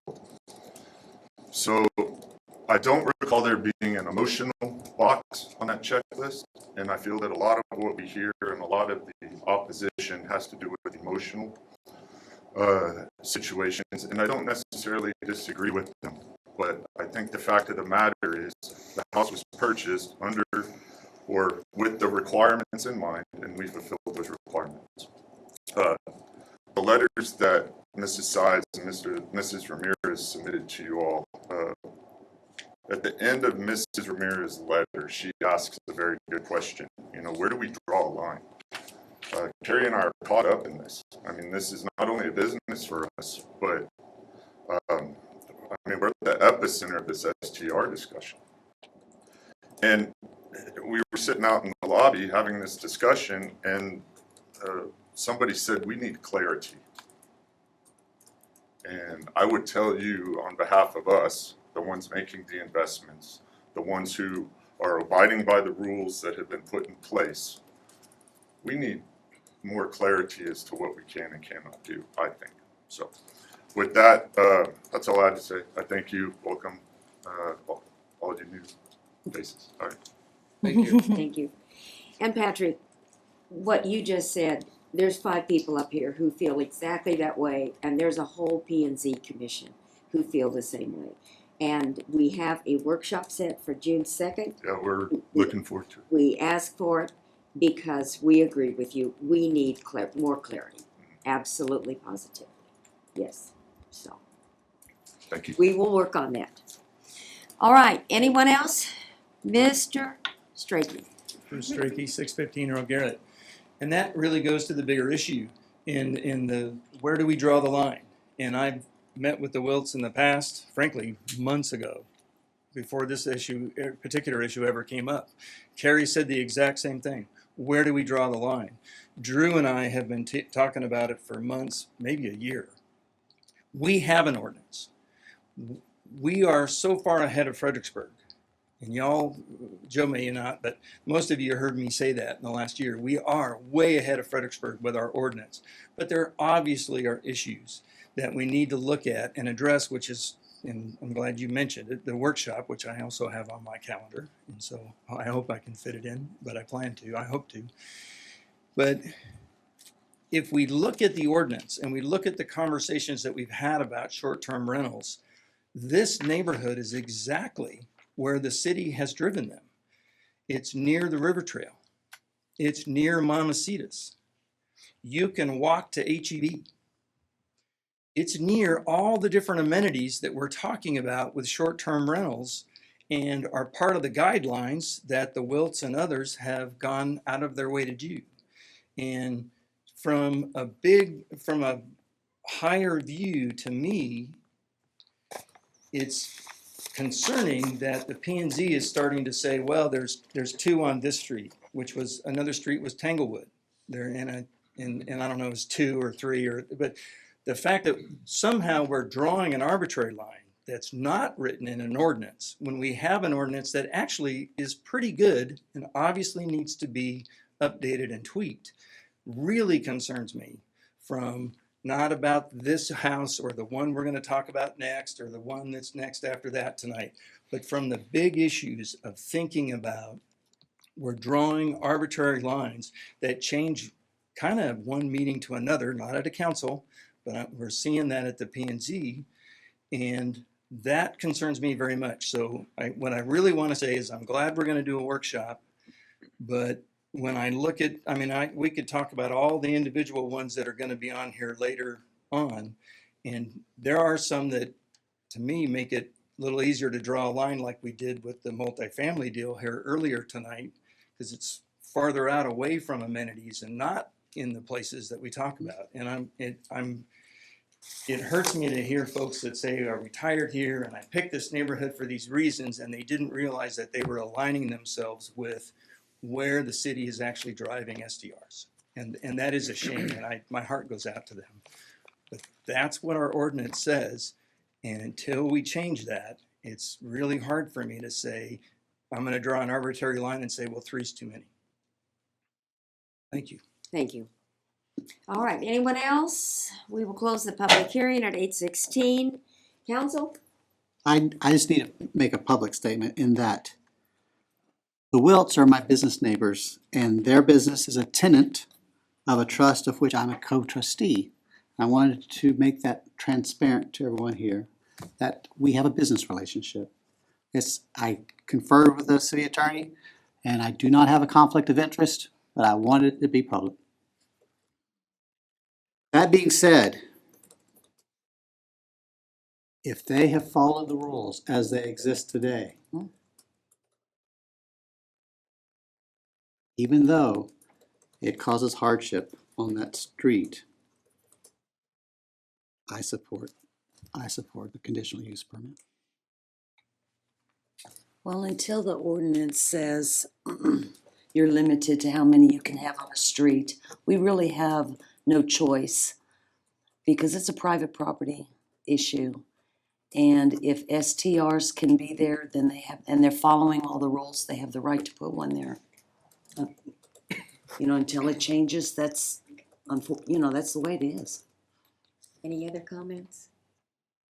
I would say that I would respectfully disagree just a little bit on that. I'm not sure it's not by right. They can't do it by right, and that's why we have to go through the conditional use permit process. I think almost a year ago I made a comment when I was on council during the first short-term rental, CUP for a short-term rental came about, that we really need to look at a process of how are we really going to do this. And I understand that hasn't changed yet. Luckily, we have a workshop scheduled for that to finally take a look at that. There was an interesting suggestion that was made to kind of put a pause and halt all of the CUPs right now. Some people probably disagree with that suggestion, but I think because of the amount of concerns that have been expressed on council, and because of the, I would say frankly, the inconsistent way that the Planning and Zoning Commission has been making the recommendations to the City Council on the CUPs for short-term rentals. I see a couple of nods in the audience. It's been a little inconsistent. I think they're at the point of, we don't know whether we should or should not recommend it. They're gonna be more going through to P&Z in a while, and I know they have their own separate process of how they do that when they get their application. I don't know if anyone on council would be interested in taking a pause, and we have a workshop that's scheduled for next week, June 2nd, on Thursday, I guess that is. And so I would be interested in at least just considering that, seeing what everybody else thinks.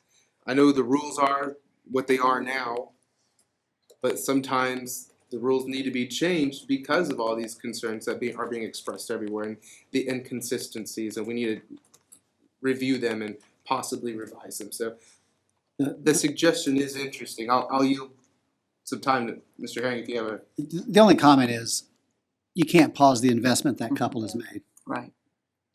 They've made an investment, they follow the rules, and you can't undo the investment. You just can't say, okay, I'm gonna pause all the money I put into this project till the city council gets around to actually clarifying the rules. And I respect what you've said, I do. That's a good But point. the point is, And I have to agree, Roman, something that I've thought about, have talked about with staff, that maybe we just put a pause on it tonight. But these are in the pipeline. We need to make decisions on these. And we need to put a pause, and we will do that. But something, since it has come to us, and we need to go ahead and make decisions on these tonight. And I know that again, we're not going to have everybody in agreement, and everybody is not going to be happy when they walk out of this room. I personally, I have to agree with what's been said. I cannot find anything under the present conditions and the guidelines. I can't find any legal reason to deny the short term. I'm very much aware of these ladies and their situation. My heart goes out to them that they're in this situation, but legally, I just can't find anything that says that we can turn this down. So, any other comments? Anyone else? Madam Mayor, can I Very regain the quickly. floor because I still had time left that I yield Just to quickly, Mr. Herring. please. I was gonna ask, because I think that question was asked before, because I made this comment too. I don't think we have a legal standing to deny it because of all the ones that we've granted before. I feel like if we were to deny this all of a sudden, we may not have legal standing. And so I guess I've made that comment before. I think Mr. Hayes, you probably, I don't want to put words in your mouth, but you may have advised us some way of that. Is that true and what we're thinking and legally? That it's kind of hard for us to deny this one because of the ones that we have approved before, and the process has been consistent on council. Well, one, you're asking for legal advice in open session, so let me make sure that you all want me to give it. You all, I think as you know, on zoning matters, and this is a zoning matter, have an enormous amount of discretion. And as long as you're not being arbitrary and capricious on denying, a particular, or even approving a particular application, I think you're fine. I don't think, nothing I've seen here either way, I don't believe you have, kind of that standard, that arbitrary and capricious standard. Either way, I don't think y'all would have violated it. I think there have been a number of these CUPs in at least lately that have been denied, but I think they've been denied mostly because, and when I sit on those P&Z meetings, I hear P&Z, and you all have discussed this, we're getting more and more, and it's becoming, And that, in their mind, at least, that's becoming an issue, right? So, I hope that answers the question. I don't think you're in legal jeopardy here either way. Yeah, I'll just say for this concerned citizens that spoke, I appreciate that. Because of the consistent process that we've gone through, I don't think we can turn it down. This process of reviewing it should have happened so many more months ago, and that's a fact. And so it's unfortunate that didn't happen, but hopefully that happens at that meeting next week. And so I'm more than happy to contact you, work with you, see what your concerns are. If you have any suggestions for that meeting, or anybody else, but for those reasons, I have to be able to vote in favor of this simply because of that. But again, this should have happened a long time ago. Okay. Thank you for your comments. Do we have a motion? I move we adopt resolution number 27-2022. Do we have a second? Second. All in favor, raise your right hand. And it is unanimous. All right, thank you all. Let's move on to 6B.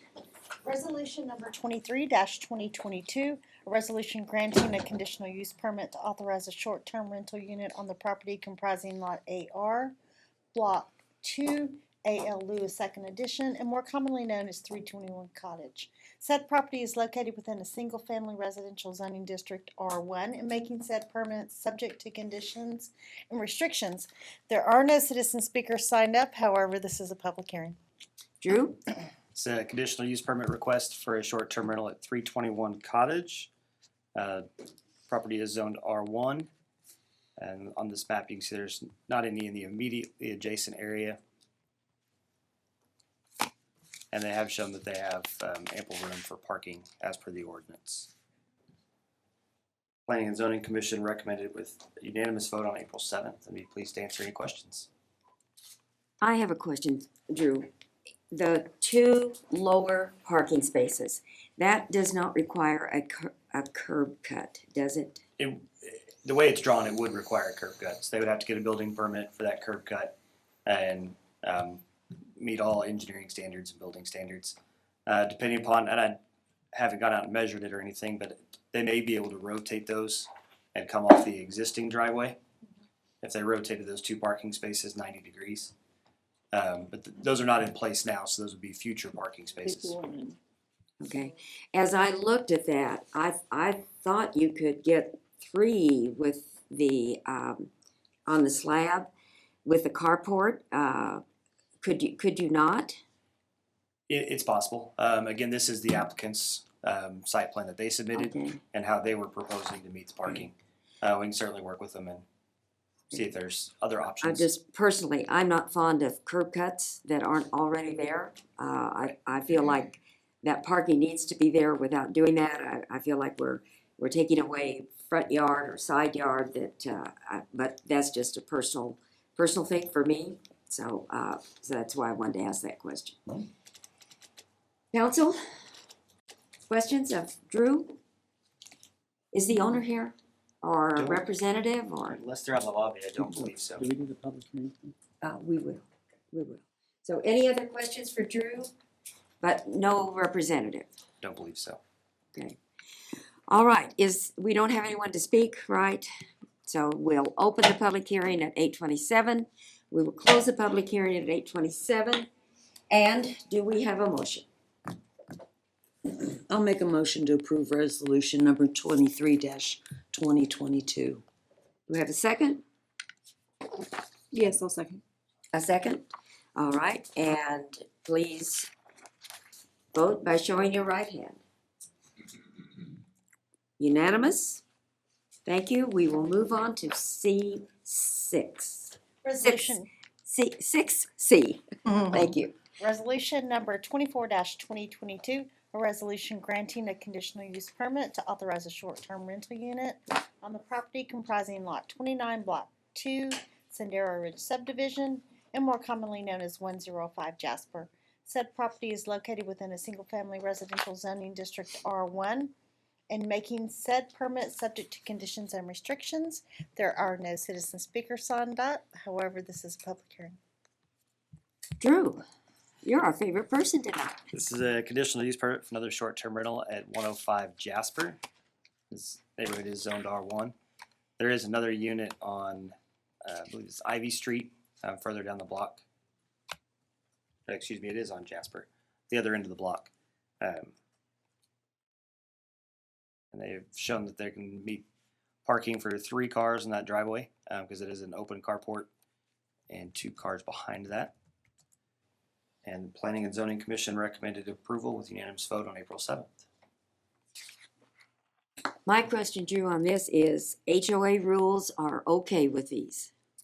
HOA rules are not enforceable by the city, so if they do that's have any true. issues on deed restrictions, that'd be between them and the neighbors. You're right, I forget that. Is there anyone here to speak for or against? Applicant? Yes, okay. Okay, we will open the public hearing at 8:29. We will close the public hearing at 8:29. All right, we need a motion.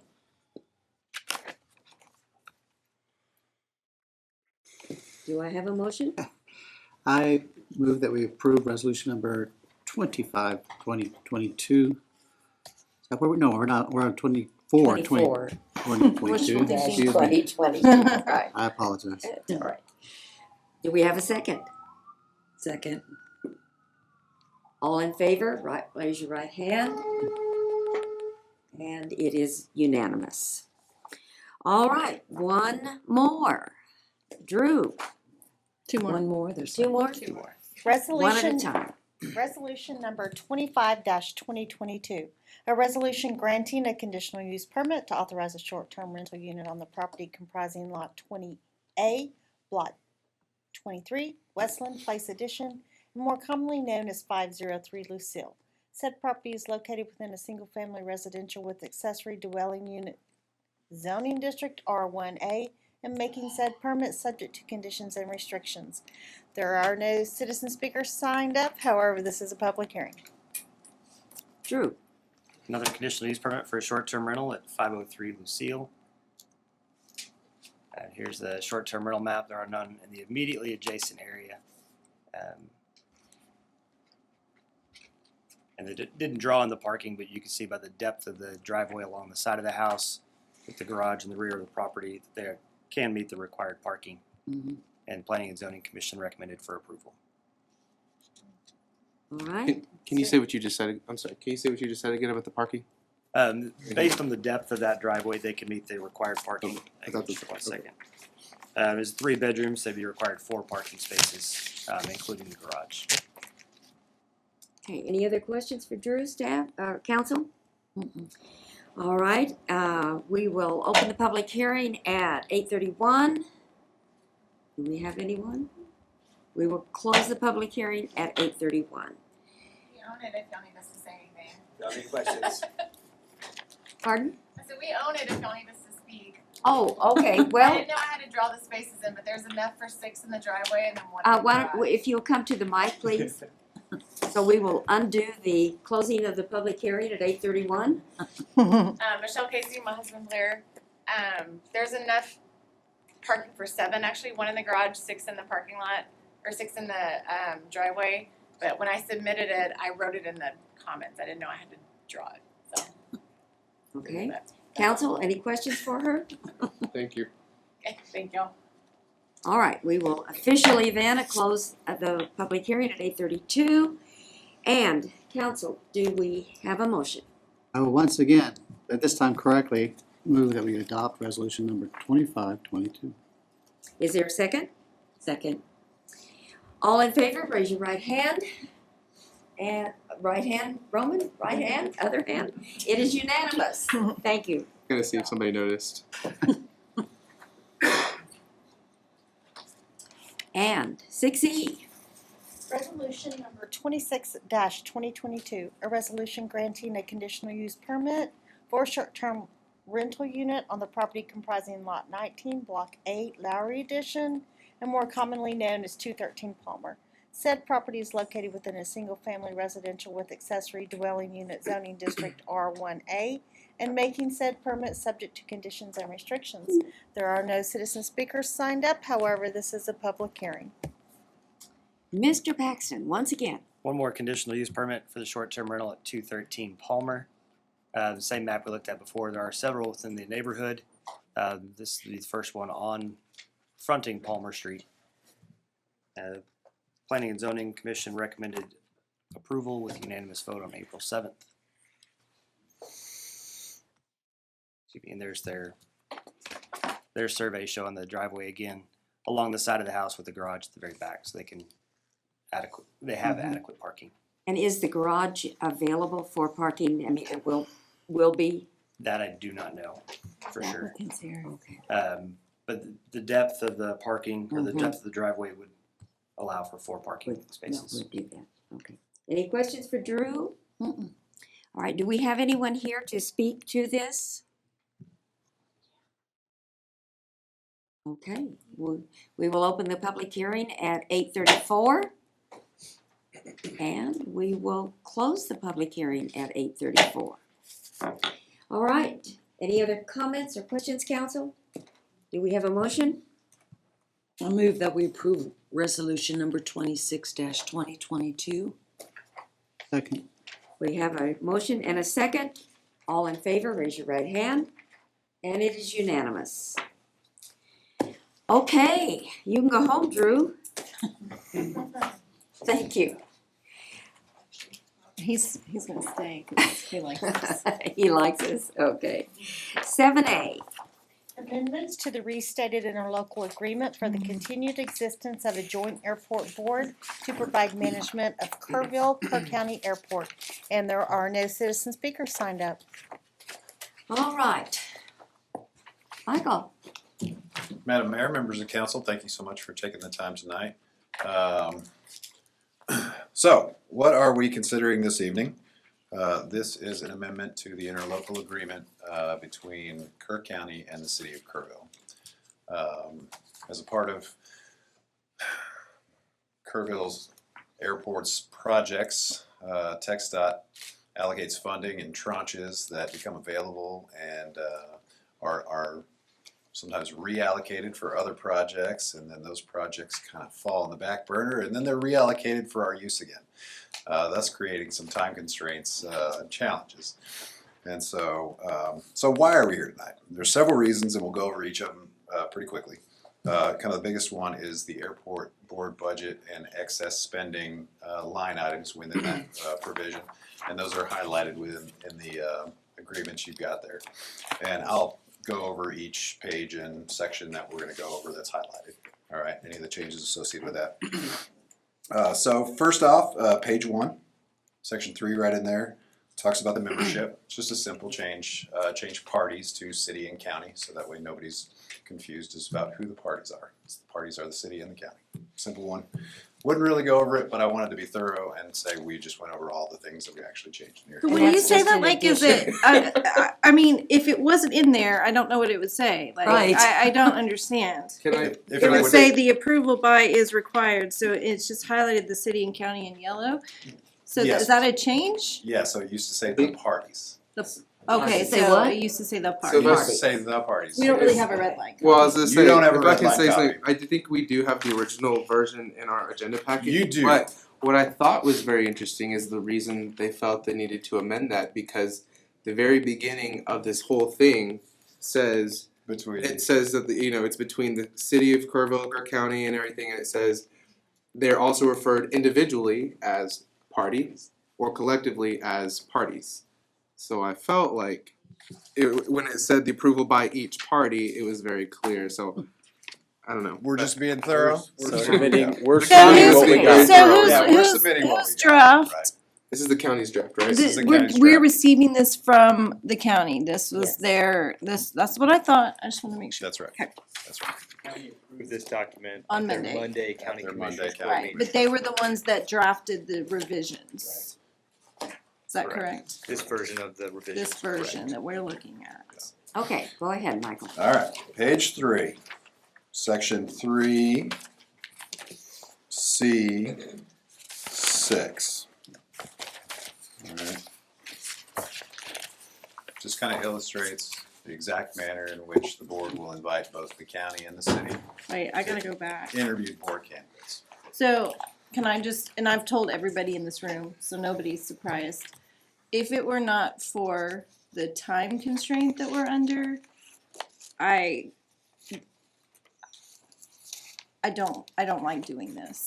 Because we got. I just want, because you yes, got- I don't, and I know you're doing a great job, and No, you're no, gonna no. go through it with us, and it has nothing to do with you or anybody in this room. You will not. I just wanted to state it, that I like time to review documents, but Yeah. thank you. Yeah. Continue.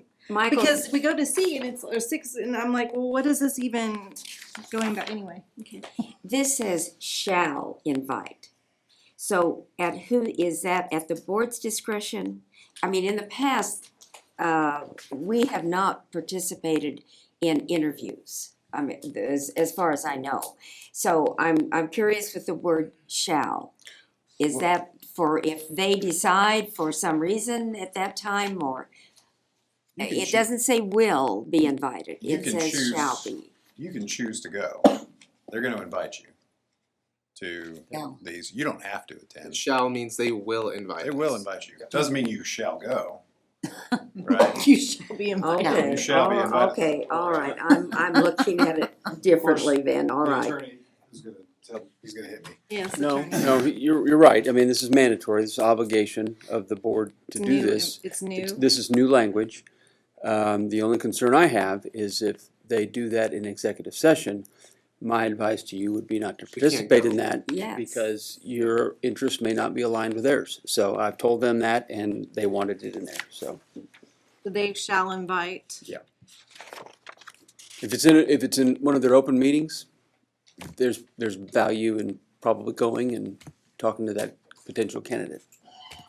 So they would have to change, well, I guess they could do both. I'm uncomfortable with that, but, if, I don't understand what this is trying to say. This is trying to say that if they're replacing a vacated position, then they, being the airport board, Yes. they shall invite the city manager and the city judge to participate in interviews. They just have to invite both constituent agencies, us and the county, to participate. Okay. And remember that the history of this agreement is we, in putting it together, we borrowed kind of the process that KPUB uses. So KPUB puts up candidates and you all vote up or down. That's what the airport board does. Right. And the county felt like they wanted to be part of that process in interviewing candidates at the time the joint airport board is considering them as well.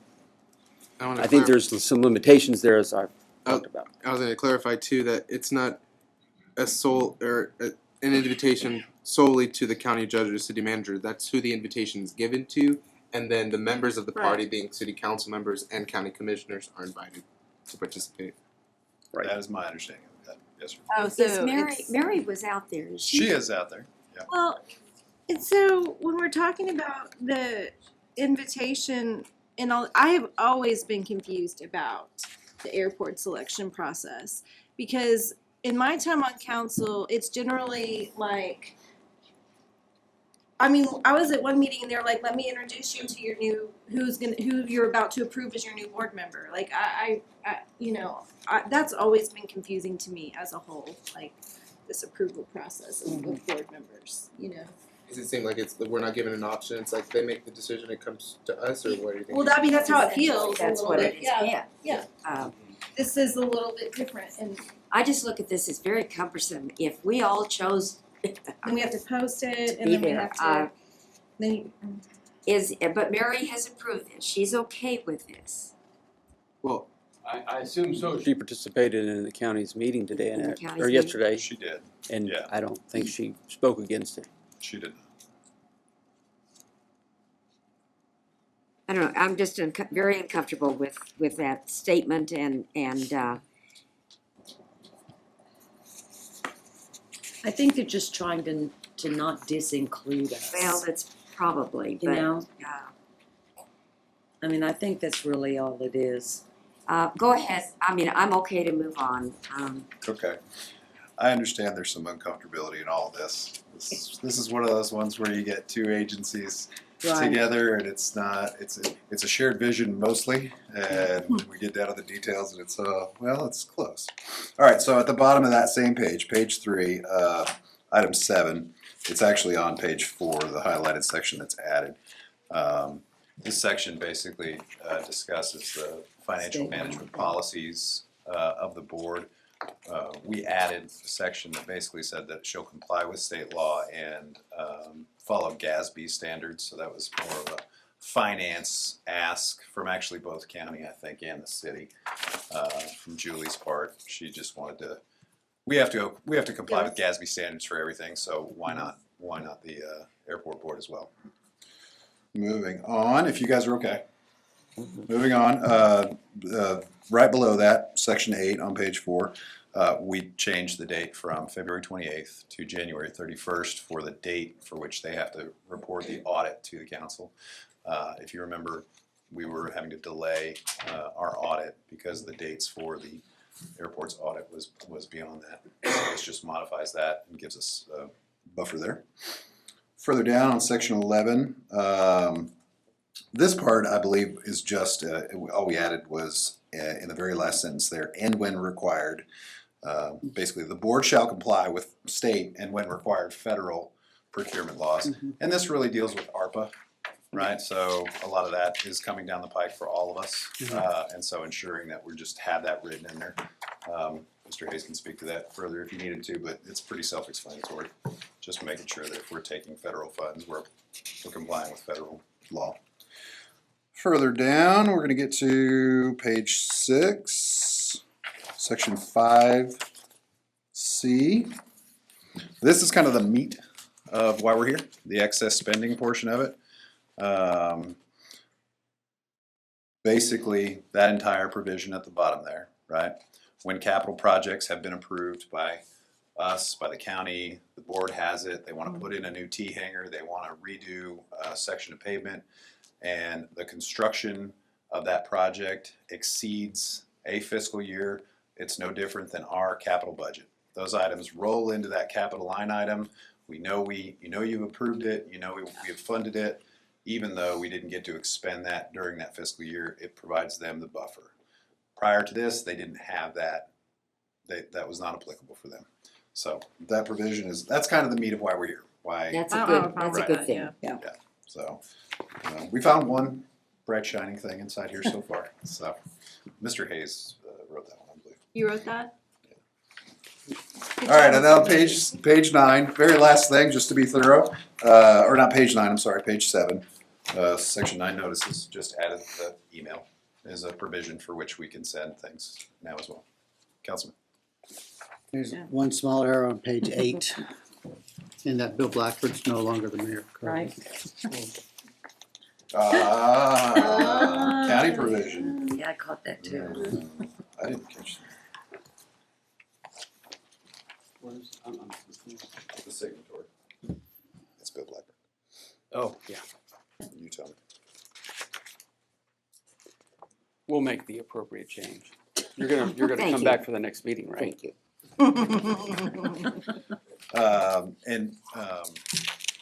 You know, as a part of this, there's so much that's kind of minutia, that's legal.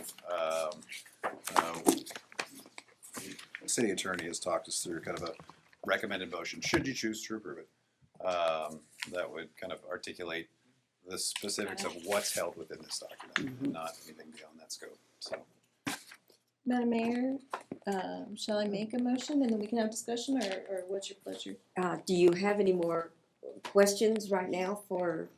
I just have one question, just really curious. What's the reason for the all caps on that new added section?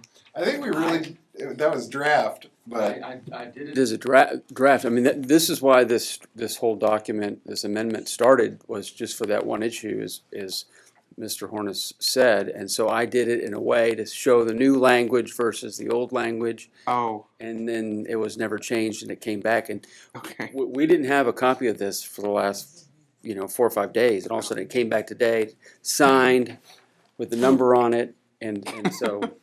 Okay. This is We're willing to live, we're willing to live with it. Sure. Yes. I mean, our recommendation is that you all adopt it and we all live with it. One last thing, just probably grammatical correction on the notices where we add the email via United States Postal Service, comma, certified mail, comma, email, comma, or commercial carrier service. Yeah. Yes, sir. All right, do we have a motion? I would like to move that we approve the amended restated local agreement for the continued existence of a joint airport board as adopted by Kerr County and designated court order number 39327. Such amendments limited to those found within this document, and should I add any of the clerical changes that need to be No, made? we'll Then I get those will fixed. close my motion at the end of my sentence, limited to those found within this document. And I'll second that motion. Did you just make that up right now? Yes, I did. I have a big brain. Okay, any final questions or comments? All right, all in favor, raise your right hand, and it is unanimous. Thank you, Michael, appreciate it. And I guess you can tell Mary, and so she can go home. She's still waiting. She's listening. Here? She was out there. She probably did, she was watching. All right, 8A. Okay, good evening. I'm going to give you a brief financial report today. You're not going to put us to sleep. I'm not. I know you've been here for a while, so I'm gonna not go through every line. I know you've seen this, so I'll present the highlights and then we can talk through any things that you have specific questions about. I do want to give you just some preliminary information regarding the May 7th voter-approved issuance of general obligation bonds, and that is the first page here. This is preliminary, and we do have a draft calendar that I will be getting out to you as soon as we've worked out some of the exact dates and details, but just wanted to kind of let you know what was happening and when. So through June and July, we'll continue to work with Hilltop Securities, putting that final calendar together here in the next week, and then getting that out to you. And working on the preliminary official statement, so that's the big thing that describes the issuance of the bonds and what's to be, what they're used for and exactly how that process is going to work. So that we'll be working through that. That takes a pretty good while. We'll need to prepare documents again for our S&P call for our bond rating to be reaffirmed, and so we'll be working through that here pretty quickly.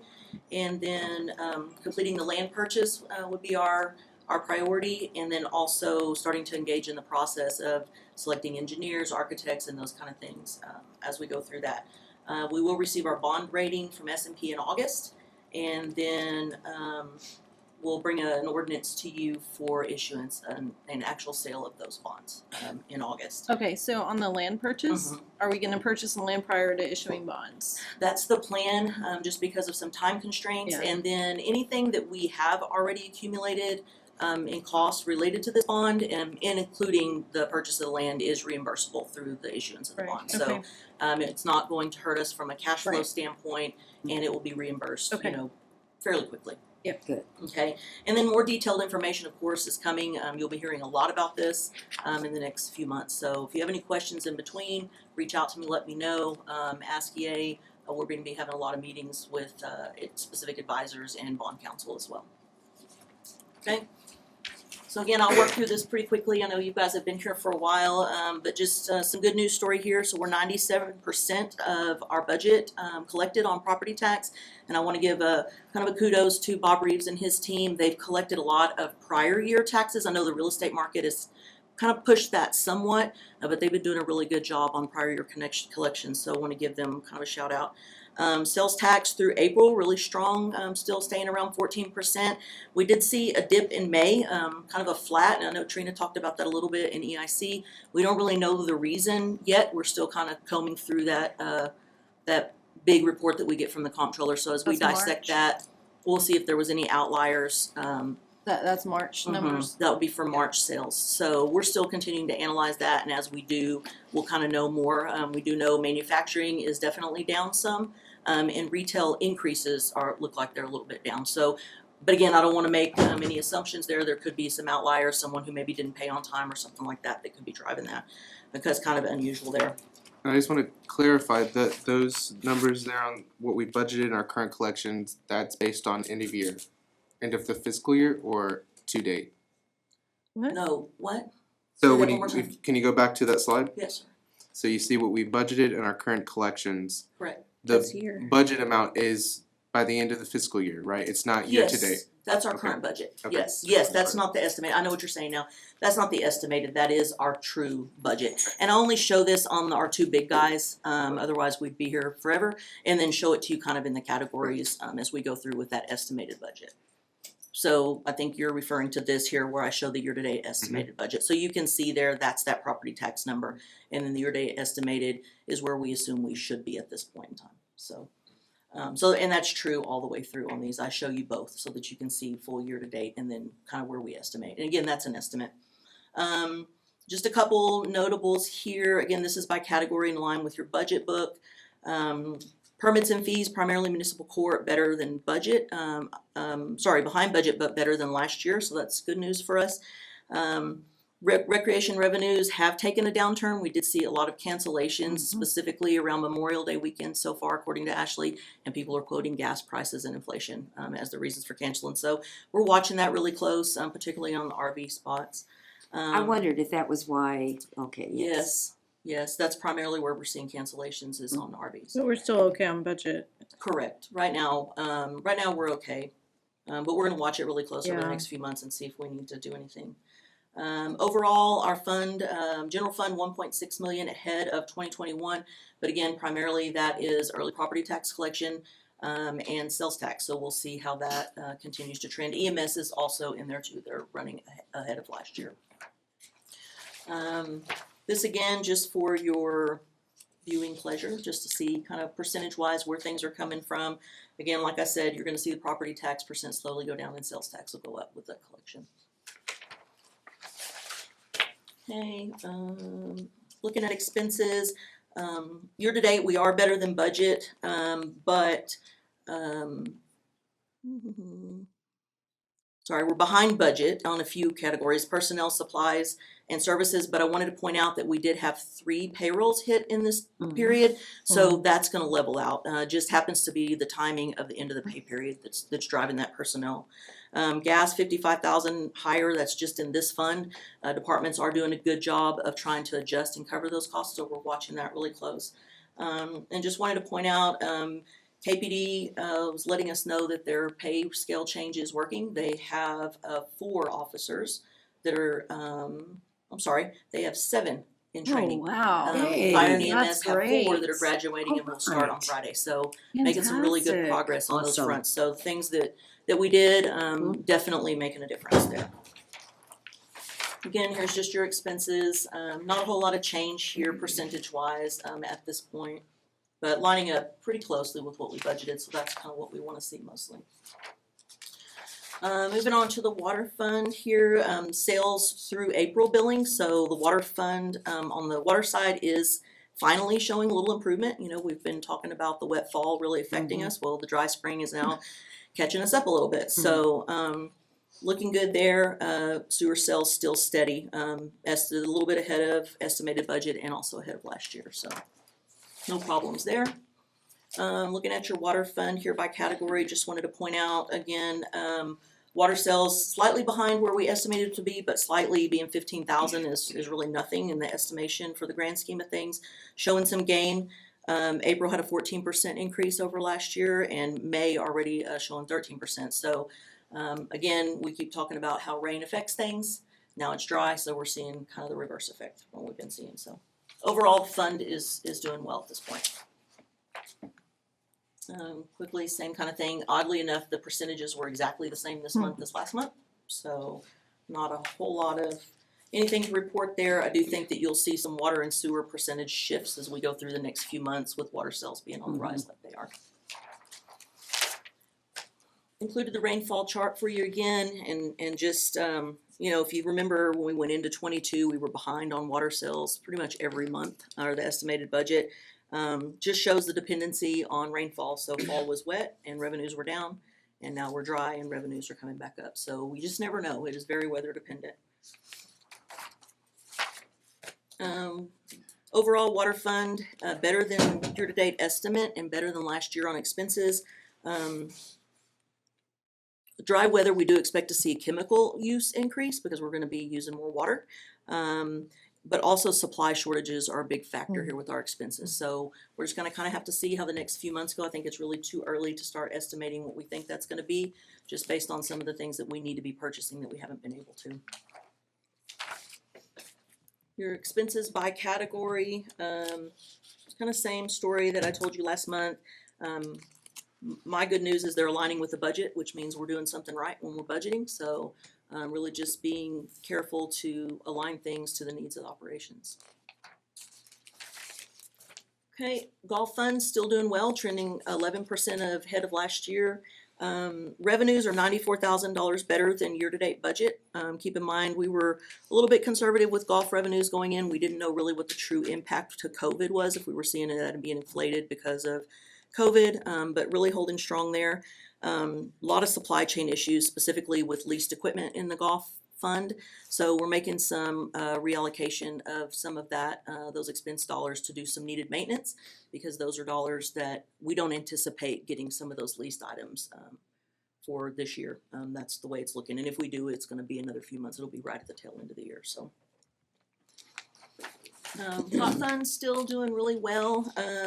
April revenues again for March stays. So still have that COVID indication there in the chart, so you can kind of see why that dip was there.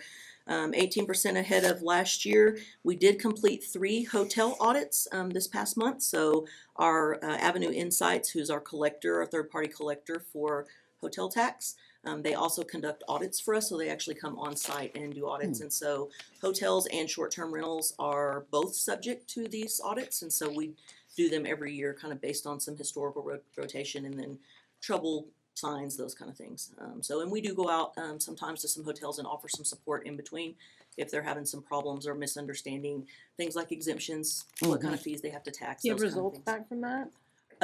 We do have preliminary results, but nothing hard. They send those back to the hoteliers first for review. And that way, if the hoteliers feel like something needs to be reassessed or can be explained, then we give them that opportunity before we finally finalize those. And typically it takes a few months to go through that process.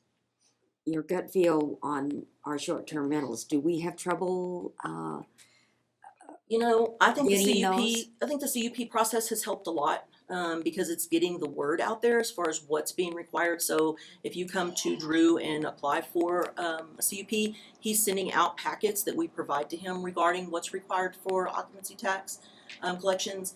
In the past few years, even before the CUP, we were already starting to see a jump just based on the scraping company that we use that goes out and kind of identifies who's operating in our areas, and it's a really good tool that we use regularly, and we have someone on our staff that works on that weekly. So we're constantly finding, new short-term rentals that either don't know they have to apply for a CUP or have been in operation and just simply don't know that they're supposed to be paying occupancy tax. Most of the time it's just an education. So we do a whole lot of that from our office as well. Good. Okay, and then lastly, Development Services Fund. So we're still, revenues and permits and fees are behind estimated budget, but ahead of last year. Not knowing what projects are there, it's really hard to budget their revenue. But I will say that May to date, as of today, was already better than all of May of last year. So you just never know from one month to the next what's going to kick off. And so they had some large projects kick off that are starting to show, and that's going to help us as we progress through. But we're watching that fund really closely still. And then lastly, here's your calendar. I'm not going to read all of this. We have added quite a bit to it with the things that are starting to happen with the bond. So if this doesn't have value to you, please tell me. But if it does have value, then we'll keep these dates available to you so you can kind of track what's happening, what's coming in the future, so you'll know when to ask questions and those kind of things.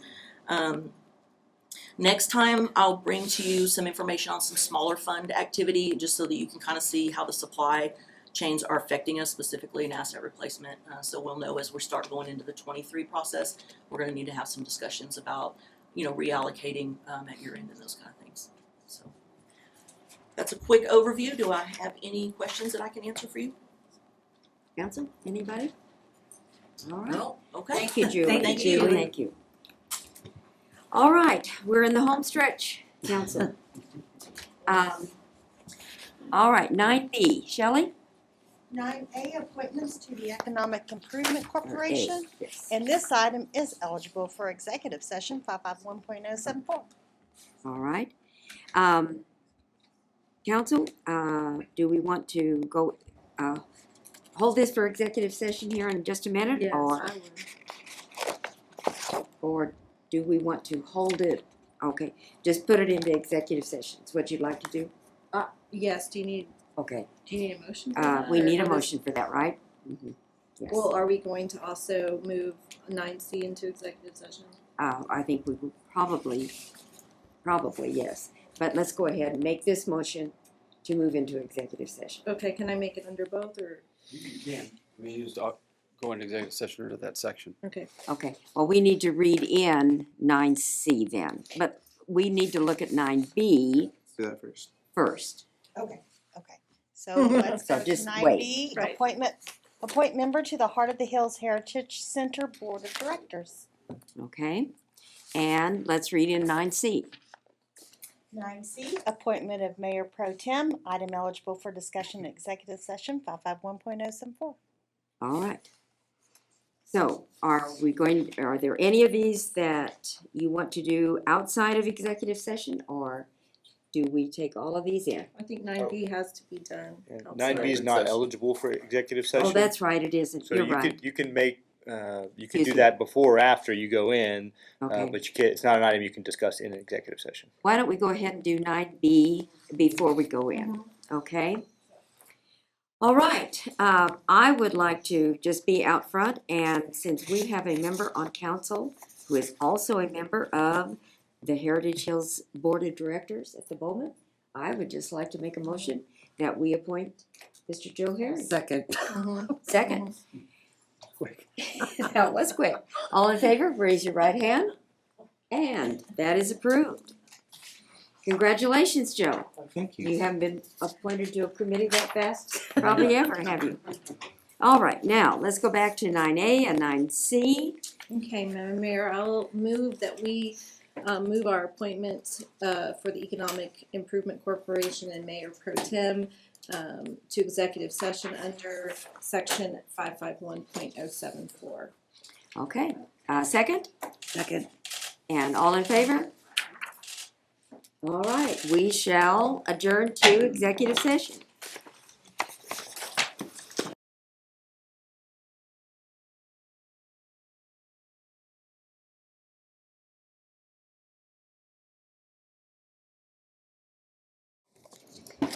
All right, in regards to 9A, appointments to the Economic Improvement Corporation, do we have a motion? I move that we table appointment of a member to the Economic Improvement Corporation until the next regular council meeting. Which will be June 14th. 14th? Yes. I'll second that. We have a motion and a second. Everyone in favor, please raise your right hand. And it is unanimous. Thank you. In regards to 9C, appointment of Mayor Pro Tem, do we have a motion? I'll make a motion that we appoint Kim Clarkson as Mayor Pro Tem. Do we have a second? Second. All in favor, raise your right hand. And it is unanimous. Thank you. That is the end of the meeting. We are adjourned at 9:13. Thank you all. You did a fantastic job. Congratulations. Good job.